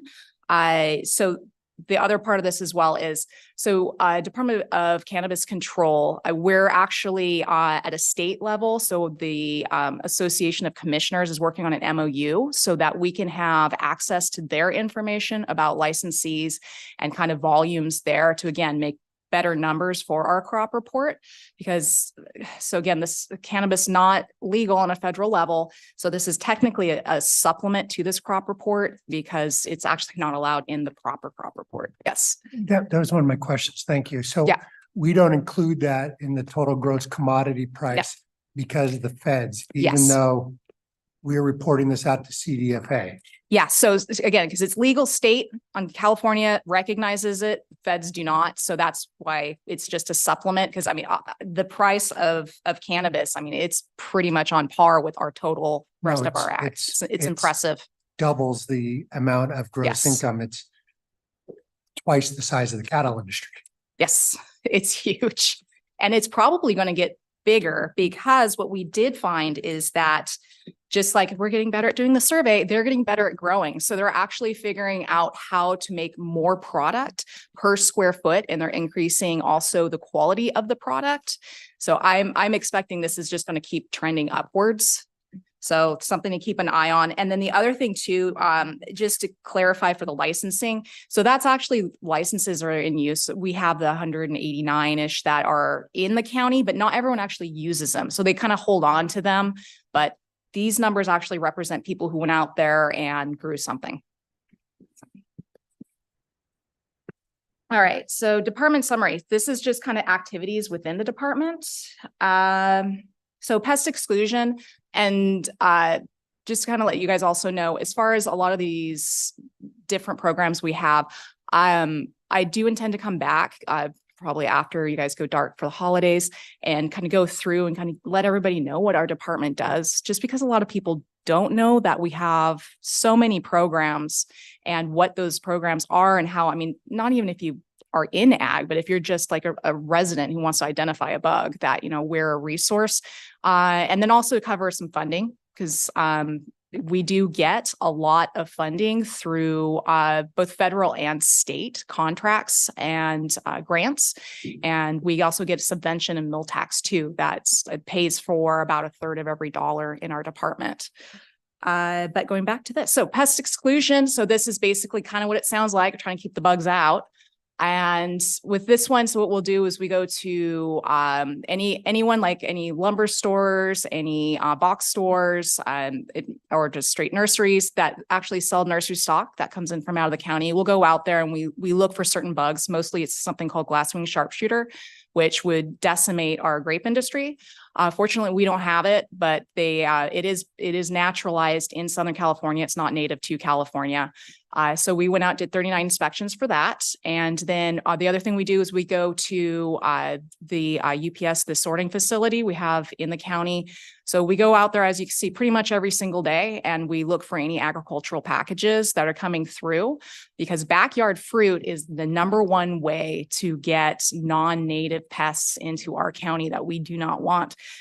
This is actually a banner year for California, in a very bad way, in that we have seen, usually for like Oriental fruit fly, med fly, all those flies, usually we see maybe 1 or 2 state quarantines a year, and we'll see, a handful of pest detections. And I think we're at something like 400%. It's ridiculous, the amount of bugs that they're intercepting and they're finding. So again, don't pack a pest. It's really crucial for us to keep looking for these proactively to make sure they don't come into our county and become established. Pest detection. So that is, again, part of keeping stuff out. What that is looking for stuff that might have just start to be established here. And that's actually how they found a lot of these fruit flies across California, and something called a spongy moth and Japanese beetle. So this one is directed by our contract with California Department of Food and Agriculture, as far as kind of what they want to see out in the field. So we take that, we go out, that's how many traps that we deploy, the types of bugs that we deploy them for. So that includes like the ones I just said, like the med fly and the Japanese beetle, the spongy moth. And then we go out when we service them, make sure that we don't have any of those bad bugs in there. Move on to the next one. Then with direct marketing, again, this is us going out to the farmers markets and just making sure that there's the proper signage up, that everybody selling there actually grew what they purport to have grown. And part of that, the other side of it, is the certified producer certificates. So that is actually when we go out, and we will actually go out to the fields and actually look for, those tomatoes growing, make sure that that's where they came from. Then weights and measures, that's a very important part of our department. And anytime anyone is out there and they see that little circular seal on there, that lets them know that when they're buying something commercially, if it's by weight measure, it is accurate and they are getting what they paid for. So those numbers were pretty level from last year. And then the other thing too that I wanted to bring up that was in the crop report is we did have that 5-county, the pesticide disposal day last November. I'm really quite proud of that. That took a lot of effort. It took about a year to put together, believe it or not, just to get contracts with all the hazmat companies and everything to come and take the material. So again, I was really happy to be a part of that, have, Calaveras be able to kind of jump on that bandwagon, just because it's an expensive event to put together. And we were able to do that through a Department of Pesticide Regulation grant. And then otherwise, that's pretty much all I have, unless you guys have some questions for me. So how often does it happen that you go to a farmer's market and somebody's selling tomatoes, and then you go out and find that they're growing pumpkins and not tomatoes? And yeah, so fortunately, being in a smaller county, we actually have a much better interaction with our growers, and we can kind of do more of a one-on-one, see what they're doing. And it's really quite rare, but I will say, having come from a larger county, that it is surprising how many people, when you go out there and they'll have a box, like a banker box of potatoes or something else. And it's like, it's not in the ground, but you have this commercial box. And so it does happen. Fortunately, not so much in this county though. That's good. Yeah. Supervisor Garamendi. Thank you, Jesse. And I want to thank you for coming back in the new year and really breaking it out. I think we do almost $500,000 of general fund to your department. Yes. It'd be good to see it. And also having a UCCE in there as well. We put a lot of money into those programs on. I think it'd be great for us all to see what it's going. One of the things that, when we were doing our 1795 cannabis regulation the other day. Doug Oliver, the director, had how many permits, Mhm. work permits, which was pretty enlightening, over 500 jobs Yes. created through that industry. So dollar to dollar, that's quite a bit. I wonder if, as you go through collecting those data, if there's ever the opportunity to add job data to those industries. I mean, certainly cattlemen use a lot less labor than cannabis farms or Yes. grapes. And so that would be a really interesting piece to add into the report, is the economic impact to the community, not just in our gross sales. Because I think it would Yes. show really that it's not just the ranchers, it's the guys who run the feed stores, who service the vehicles, I don't know how you do that, but I think it would be an interesting thing if those numbers even exist. Yeah, and I can certainly try to extrapolate that. I do know, so again, the commissioners on a statewide level have actually done, not with cannabis, because again, that federal thing, but they actually did that, an economic survey for just regions, not by county, unfortunately. But I'm wondering if maybe I can extrapolate from that a little bit and just reach out to stakeholders and kind It may of. not even be possible, but but I do look forward to the new year and hearing the detail. Thank you. Yeah, great. Thank you. Any other board comments, questions? If not, I'll open it to the public. Is there any public comments, questions on this item? Seeing none. Thank you, Jesse, for a great report as usual. Yeah, great. Thank you. And again, if you guys ever have any questions, you know where I'm at. So happy to help. And compliments. It was a really nice looking presentation. Thank you. That's all. Great That's job. all her. She's our really good designer. So you got Brandon and Lauren. Let's see yours. You stick around for the hardwood. Oh, yeah.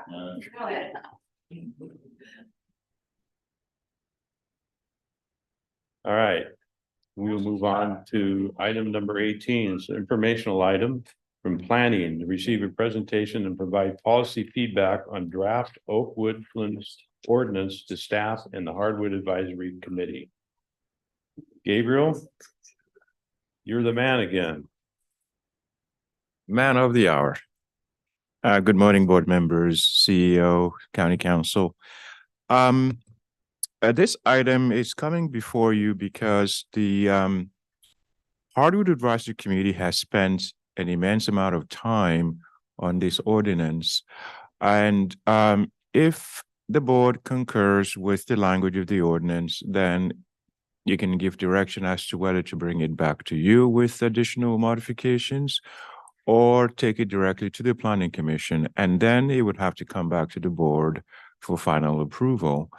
The ordinance itself it's been very sensitive to the goals of the general plan, and we've tried to implement some of those measures that we think if we're going to adopt an ordinance of this nature, these would be some of the things that should be included in them.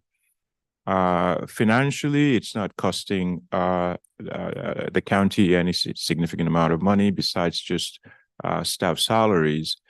So the options before the board is to either say we don't like this, take it back, bring us something else, or tell us that you like this and then either bring it back with your modifications or take it to the Planning Commission for approval. So those will be the next steps. And if you have any questions for me. I believe, yes, Supervisor Fondorf, you have questions? Uh-oh. Yeah.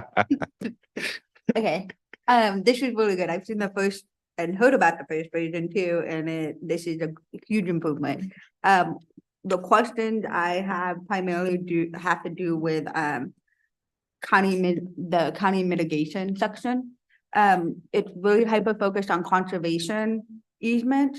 Was there any dialogue to explore in lieu into a separate county fund rather than going into a state fund that specifically spelled out? Because under the Public Resource Code, there is a section that other mitigation measures developed specifically by the county, which would be in lieu. And then also, instead of just primary conservation easement, open space easement, which then allows for, where you can lock it in with 10, 20, 30 years or whatever those years are, versus a complete conservation easement where you can't do any development, even if the property owner changes that. So, those were mostly my questions, and I'm sure you had the dialogue, but it's not in here, and I think I would like, at least personally, I would like to see that, because my concern is going forward into the county, we continue to do these conservation easements, we're locking any potential growth. For example, if anyone doesn't know, Greenhorn Creek, one side of the fence line, you can never expand because it is locked into a conservation easement.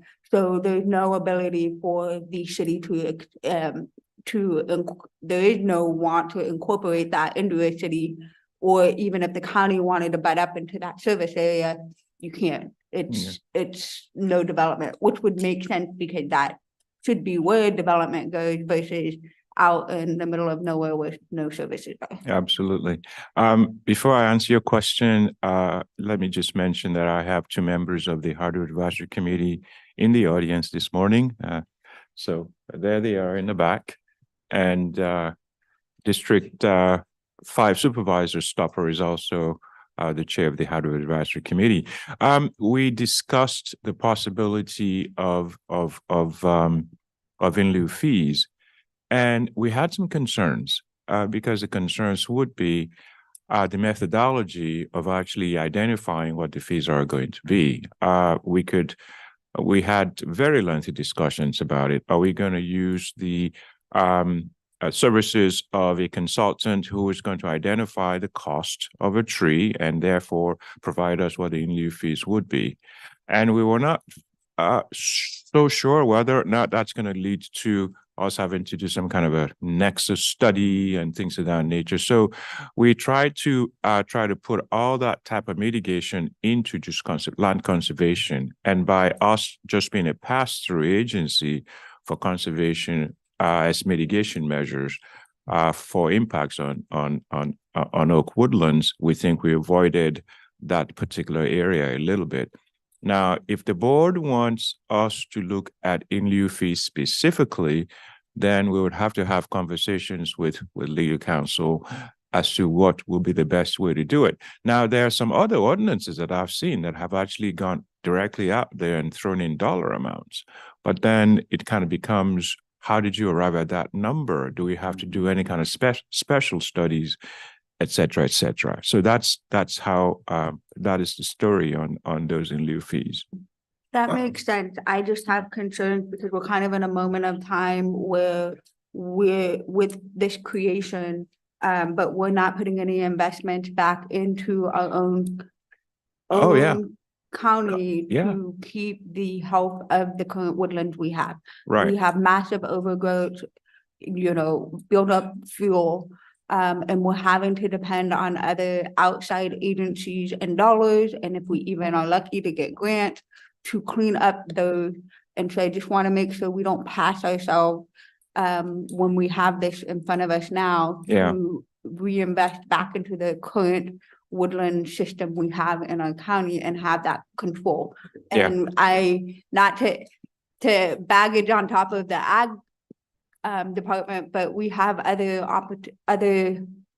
partners such as the RCD that we created years ago and things like that. And so how reinvesting into them to continue to do that. So they're not depending on those grants. So I get the nexus, and I see that I understand the complexity of that and what further the delay this could cause to the current ordinance in front of us. But I also don't want to pass our opportunity to reinvest in ourselves so we're not reliant on other funds. Okay. Thank you. If I can add to that. Yes. If you don't mind, sir. Yeah. We spent a lion's share of months and months of meetings talking about exactly that. And, RCD did come up because what's the vessel that carries that money and provides the work, which RCD would be a very good spot for that to lie in. But at the same time, the investment of those dollars in lieu, we were also careful. We wanted to be careful and not do it in lieu fees that could go out to the state woodlands, because more often than not, those monies get spent elsewhere in other counties. And that, it's very complicated and there's a lot of different facets to it. It's a good thought process and we all wanted to make that happen. But when it comes down to it, possible exposure with putting down a price on that and not having a nexus study behind it and having someone be able to come forward later on and say, hey, you charged me an unjustified amount. And so yes, absolutely. It was a big concern of the Hardwood Advisory Committee. It was deep in discussion. We want to make something happen and it complicated this document to the point where we were going back to what the original document was starting to look like. And so I have to commend them because it's been like a tidal wave or the tides of the ocean, First we started out very complicated, then we reeled it back, and then we started talking about all these issues, and then it got very complicated again. And they're like, wait a minute, maybe simpler is easier. And starting out there, and this is another document we can decide if we want to keep it living. I think it probably should be. What about open space easement versus conservation then? I'm sorry. What about open space easement versus conservation being the only option? We discussed that. I would love to have some of my fellow commissioners come up. What is the difference? What is an open space easement? I'm not familiar with that term. Open space easement is where you can dictate the terms of where that land cannot be developed, whether it be 10, 15, 20, 30 years. Whereas a conservation easement is locked for life, literally locked for the rest of time. Because you can't ever undo the conservation. So basically, you make a decision on your property, you die, it exchanges hands. There's no room for changing that. I'm familiar with it. I have one on a ranch. So yes, I didn't know open space is more like a Williamson Act. Yes, somewhat, yeah. Or a farmland security zone. Yes. I wasn't explaining it for you, I was explaining it for the public. Gotcha. Mr. Neto. Yeah, good afternoon, good morning again. Scott Oneto, UC Cooperative Extension Farm Advisor. So so we've talked about those discussions in depth, and I think the Nexus study probably was the ultimate decision why we left sort of the county out of that part of the mitigation option, just because it really complicated things in terms of, one, it would be expensive to get one done. The other is then you have this whole another layer of you'd have to add to the government of how those funds would then be spent. So we thought in terms of palatability, it might be easier to keep the options simpler at first and put the onus of how that would, in terms of how the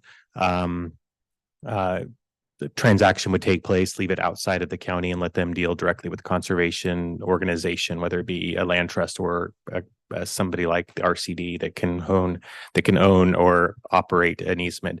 In terms of some of those shorter term easements, we didn't really talk too much in detail about it because being a board member of a land trust, I've been a board member for the Motherlode Land Trust for roughly 25 years now. The idea of these shorter term easements is fairly new to California. It happens in other states across the US, but there hasn't been a whole lot of actual on practice of conservation easements with shorter terms that aren't in perpetuity. I think that's certainly something we could explore. We just need to make sure that it's legal from the standpoint of any tax implications of how that transaction takes place. And then in far as the open space discussion, I guess the open space designations could be something that could be added. We would just need to look at how that actually plays out in terms of, does that open space designation stay with who owns it? Does it go to, because usually if it's we're talking about developed land, once that development takes place, things get parcelized out. they get built, whatever it is, they get, then get sold. And then you have this area, this nebulous of space that, you know, maybe gets an open space designation. Who then, you know, who owns that, who maintains it, and how does that all happen? And so those are some of the concerns that we kind of talked about with the open space one. And I'll maybe turn over to Tim, see if you have any other additional comments. Sure. My name's Tim Tate. I'm a registered professional forester, component of the Hardwood Advisory Committee. One thing I just wanted to address Supervisor Fullendorf's question. If I heard you right, you may have been concerned about this ordinance impacting fuel reduction projects that may flow through the RCD. No, it's more just improving the current health of our current Oakland and just making sure that we had available funds without depending on external money to keep the existing woodlands thriving, especially with the amount of drought, you know, because there is a lot of overclearing, overgrowth of fuel.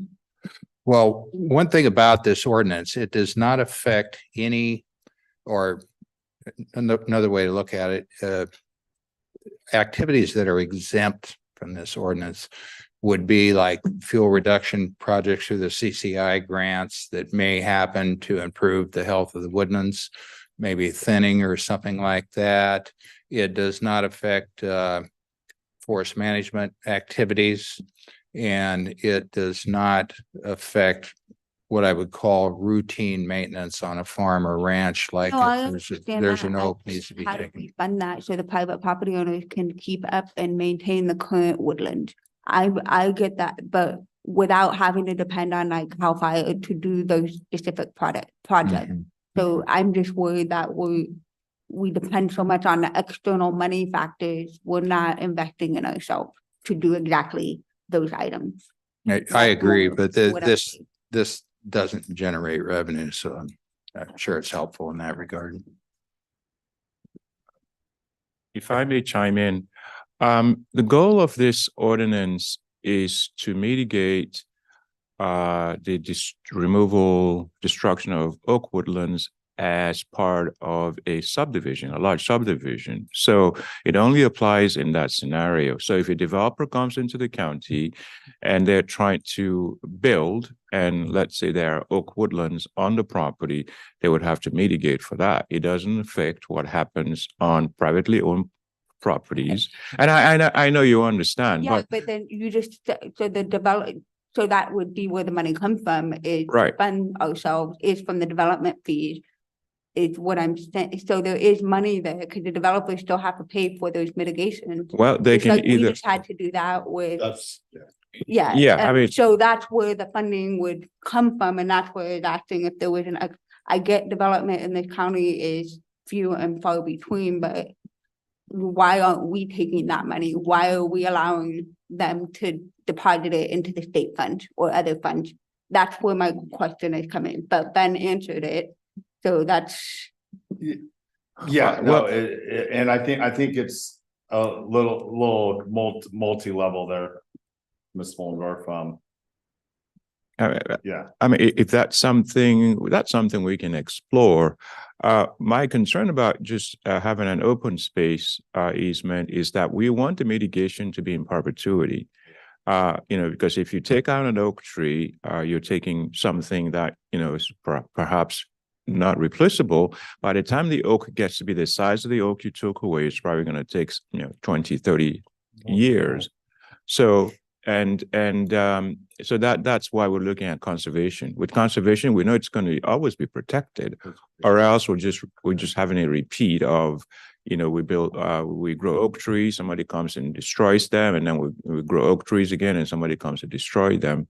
And we're trying to avoid that. I mean, the goal is to prevent the removal of oak trees, but we know that's not reasonable. It's not sustainable.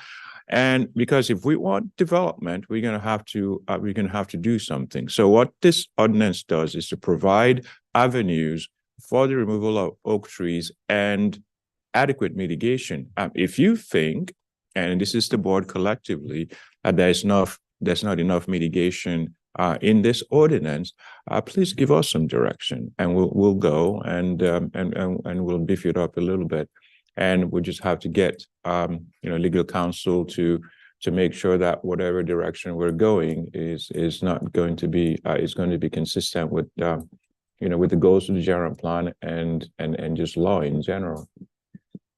If I could just clarify one thing, Chair Toffenelli, and I apologize, I may have misunderstood Director Elliott, but I just want to make it clear, this doesn't only apply to like large development, it applies to any non-exempt discretionary approval. Exactly. Yes.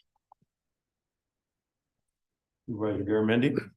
Thank you very much. And to the advisory board and Supervisor Stopper, thank you for all your work on this. I mean, this has come a long way from the first version I saw. So I was happy to read this. It does apply to all discretionary, as you pointed out. I think to Supervisor Fallendorf's point, anything we do as far, I'm good with this ordinance as it stands. I think an easement should be permanent. We have other vehicles available for shorter term easements, Farmland Security Act, Williamson Act, other tools. This is about mitigation because trees are gone, they're gone.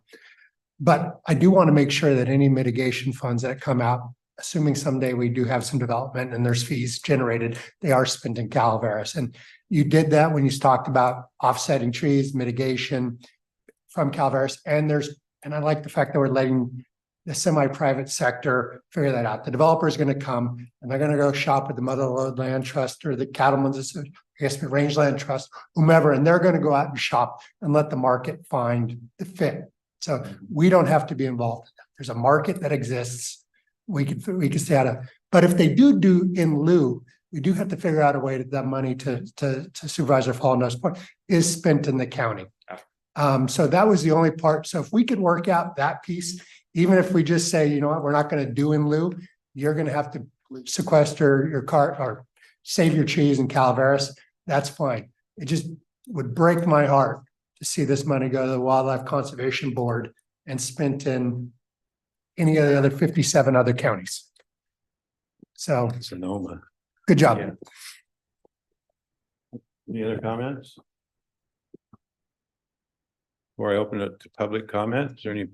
I just wanted to ask, what happens to those that don't comply with the ordinance? Because I didn't see anything in the ordinance, I mean, as far as Well, that trees disappearing in the middle of the night kind of thing. well, the preamble to the ordinance, at least one of the versions, would prohibit anybody from actually destroying oak woodlands on the property prior to applying for a subdivision application. So if we, through technology, we can tell, we look at, Google Earth, and here's a lush oak woodland 6 months ago, and then today you show up with an application and said, I want to build 200 homes, and the land is barren. Well, we're going to have to ask some questions, and at that particular point, we're going to have to make sure that we're actually walking within our legal limits. To what extent do we exercise authority to say, you cut the trees down, you have to mitigate for them? So, but there is language in the ordinance for that. Yeah, just to that point, under section 17.101.040 on page, I guess that would be roughly 5. There is a section that says it's under approval required prior to removal. Violation of this clause will result in assessment of fines to the developer through the project's conditions of approval and mitigation measures. So there is a statement in reference to that. And then I guess maybe to your comment, Supervisor Garamendi, we do have under that section on oak woodland mitigation that the mitigation of oak woodlands shall take place within Calaveras County. If that's not strong enough, I mean, the one concern that we all had is that option C, which is the contribution of funds to the state's oak woodland mitigation bank. Yeah, and we tried to get clarification because we have seen some other counties' ordinances where they actually have a sentence in that same statement where it says those funds are to be spent in that county. But we haven't been able to get clarification from the state that that actually can happen. So, Well, So I think my understanding, and Ms. Moss Lewis can correct me if I'm wrong, I believe that our general plan requires that to be an option, obviously amongst Exactly. others. And so, I mean, Mr. Oneta brings up a good point. We could put in language saying these must be spent in Calaveras, but I think, yeah, I agree that we don't necessarily know the answer to whether that will fly. Probably because the state's taking money. Yeah, we have seen counties that have that same exact, the verbiage exactly the same. Put it in and see what Yeah, happens. yeah. I have a question on the mitigation efforts. If I'm clearing a piece of property for development and I have to take out 12 trees, my mitigation for an easement, does it have to have 12 trees or more in it? So equal for equal? Is that, No, there's not. or more? More, yeah, more. Or more? That's my question. Is at least More. has a minimum that you're taking out or more? Yeah, more, definitely more, depending on the age and the type of the tree that's been removed. So, and we have a table in there that shows. a Yeah, I replacement. just want to make sure it clarified. Right. I was reading it Yeah, correctly. it could be 1-for-1, 2.5-to-1, and so on and so forth. If you want, okay. Well, actually, what you're probably talking about would be the removal of what we've defined as a heritage tree. And what we did, if you're gonna cut down a 150-year-old 36-inch oak, you can't immediately replace that, obviously. So what we've done is take that, and instead of requiring replacement with a tree, we've converted that to acreage based upon the diameter of the heritage tree. And you'll see that in the ordinance. I So read we some of wanted to that. I keep just wanted everything some apples and clarification. apples. Yeah. Versus planting trees, which you're cutting down a tree that's a heritage tree that could have been there 60 years. And then you try and plant a separate tree that may not make it.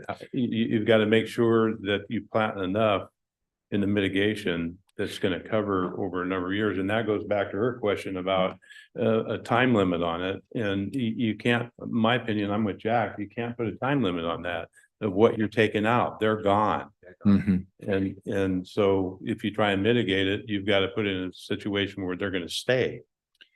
Several other counties had provisions in their ordinances where you would mitigate by planting new oak seedlings. And that's something that I wouldn't say quickly, but eventually we got to the point where we didn't see the value in that. So we took that out as a mitigation option altogether. It was originally in here, but that's right. Yes. It was originally in. Mhm. Okay, There was thank an you. example in Amador County, I think, that Mr. Neto had brought up, where it's just, can't- seedlings, and they weren't necessarily taken care of. Correct. Yeah, I think we've seen more failures of seedling mitigation plantings go as failures than success stories. There are certainly ones out there that have been success stories, but I think for the most part, they unless you have some type of, then it gets into a lot more detail of who's going to be the responsible party for following up for 5, 10, 15, 20 years to making sure that those trees actually come to mature oak woodlands. We really originally had that in there. It was a Correct. minimum of 5 years, I think it was, Correct. that you had to maintain those trees to make sure they survive. Yeah. And even after 5 years, you're still not It's guaranteed not that that's, guaranteed. yeah. That's correct. Yeah. So basically it's set up, it's basically you're replacing like for like, and depending on the quality of that stand. And again, we have a matrix in there of how to determine the quality of that oak woodland. That's basis what the mitigation ratio is on. Don't need more BLM pieces that are untended after 30 years are risks. Great work. Okay, any other public comment? Al, you have any comment on this? You're sitting there with a look, and then Julie's getting up again. Al Segala, Taxpayer Association. I wonder if this is really needed. It seems that the trees have more rights than the property owner.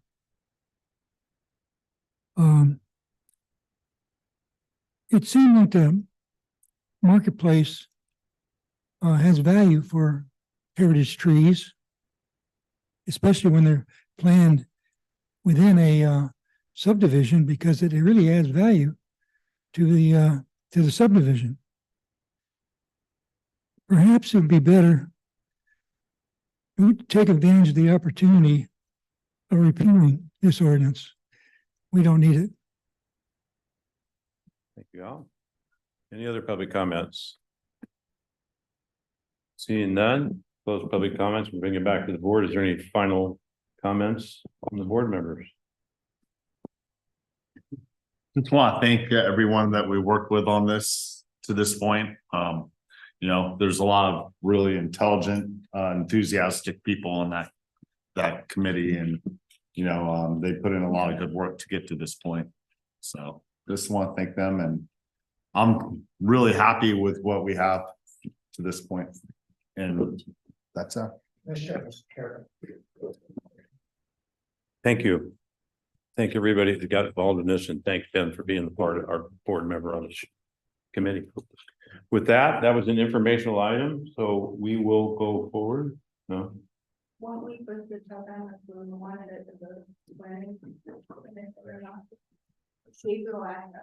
I'm sorry. Yeah, so I was part of the recommendation and one of the alternatives is for the board to decide whether or not you find this ordinance as is acceptable to move forward. And if so, we'll take it to the planning commission.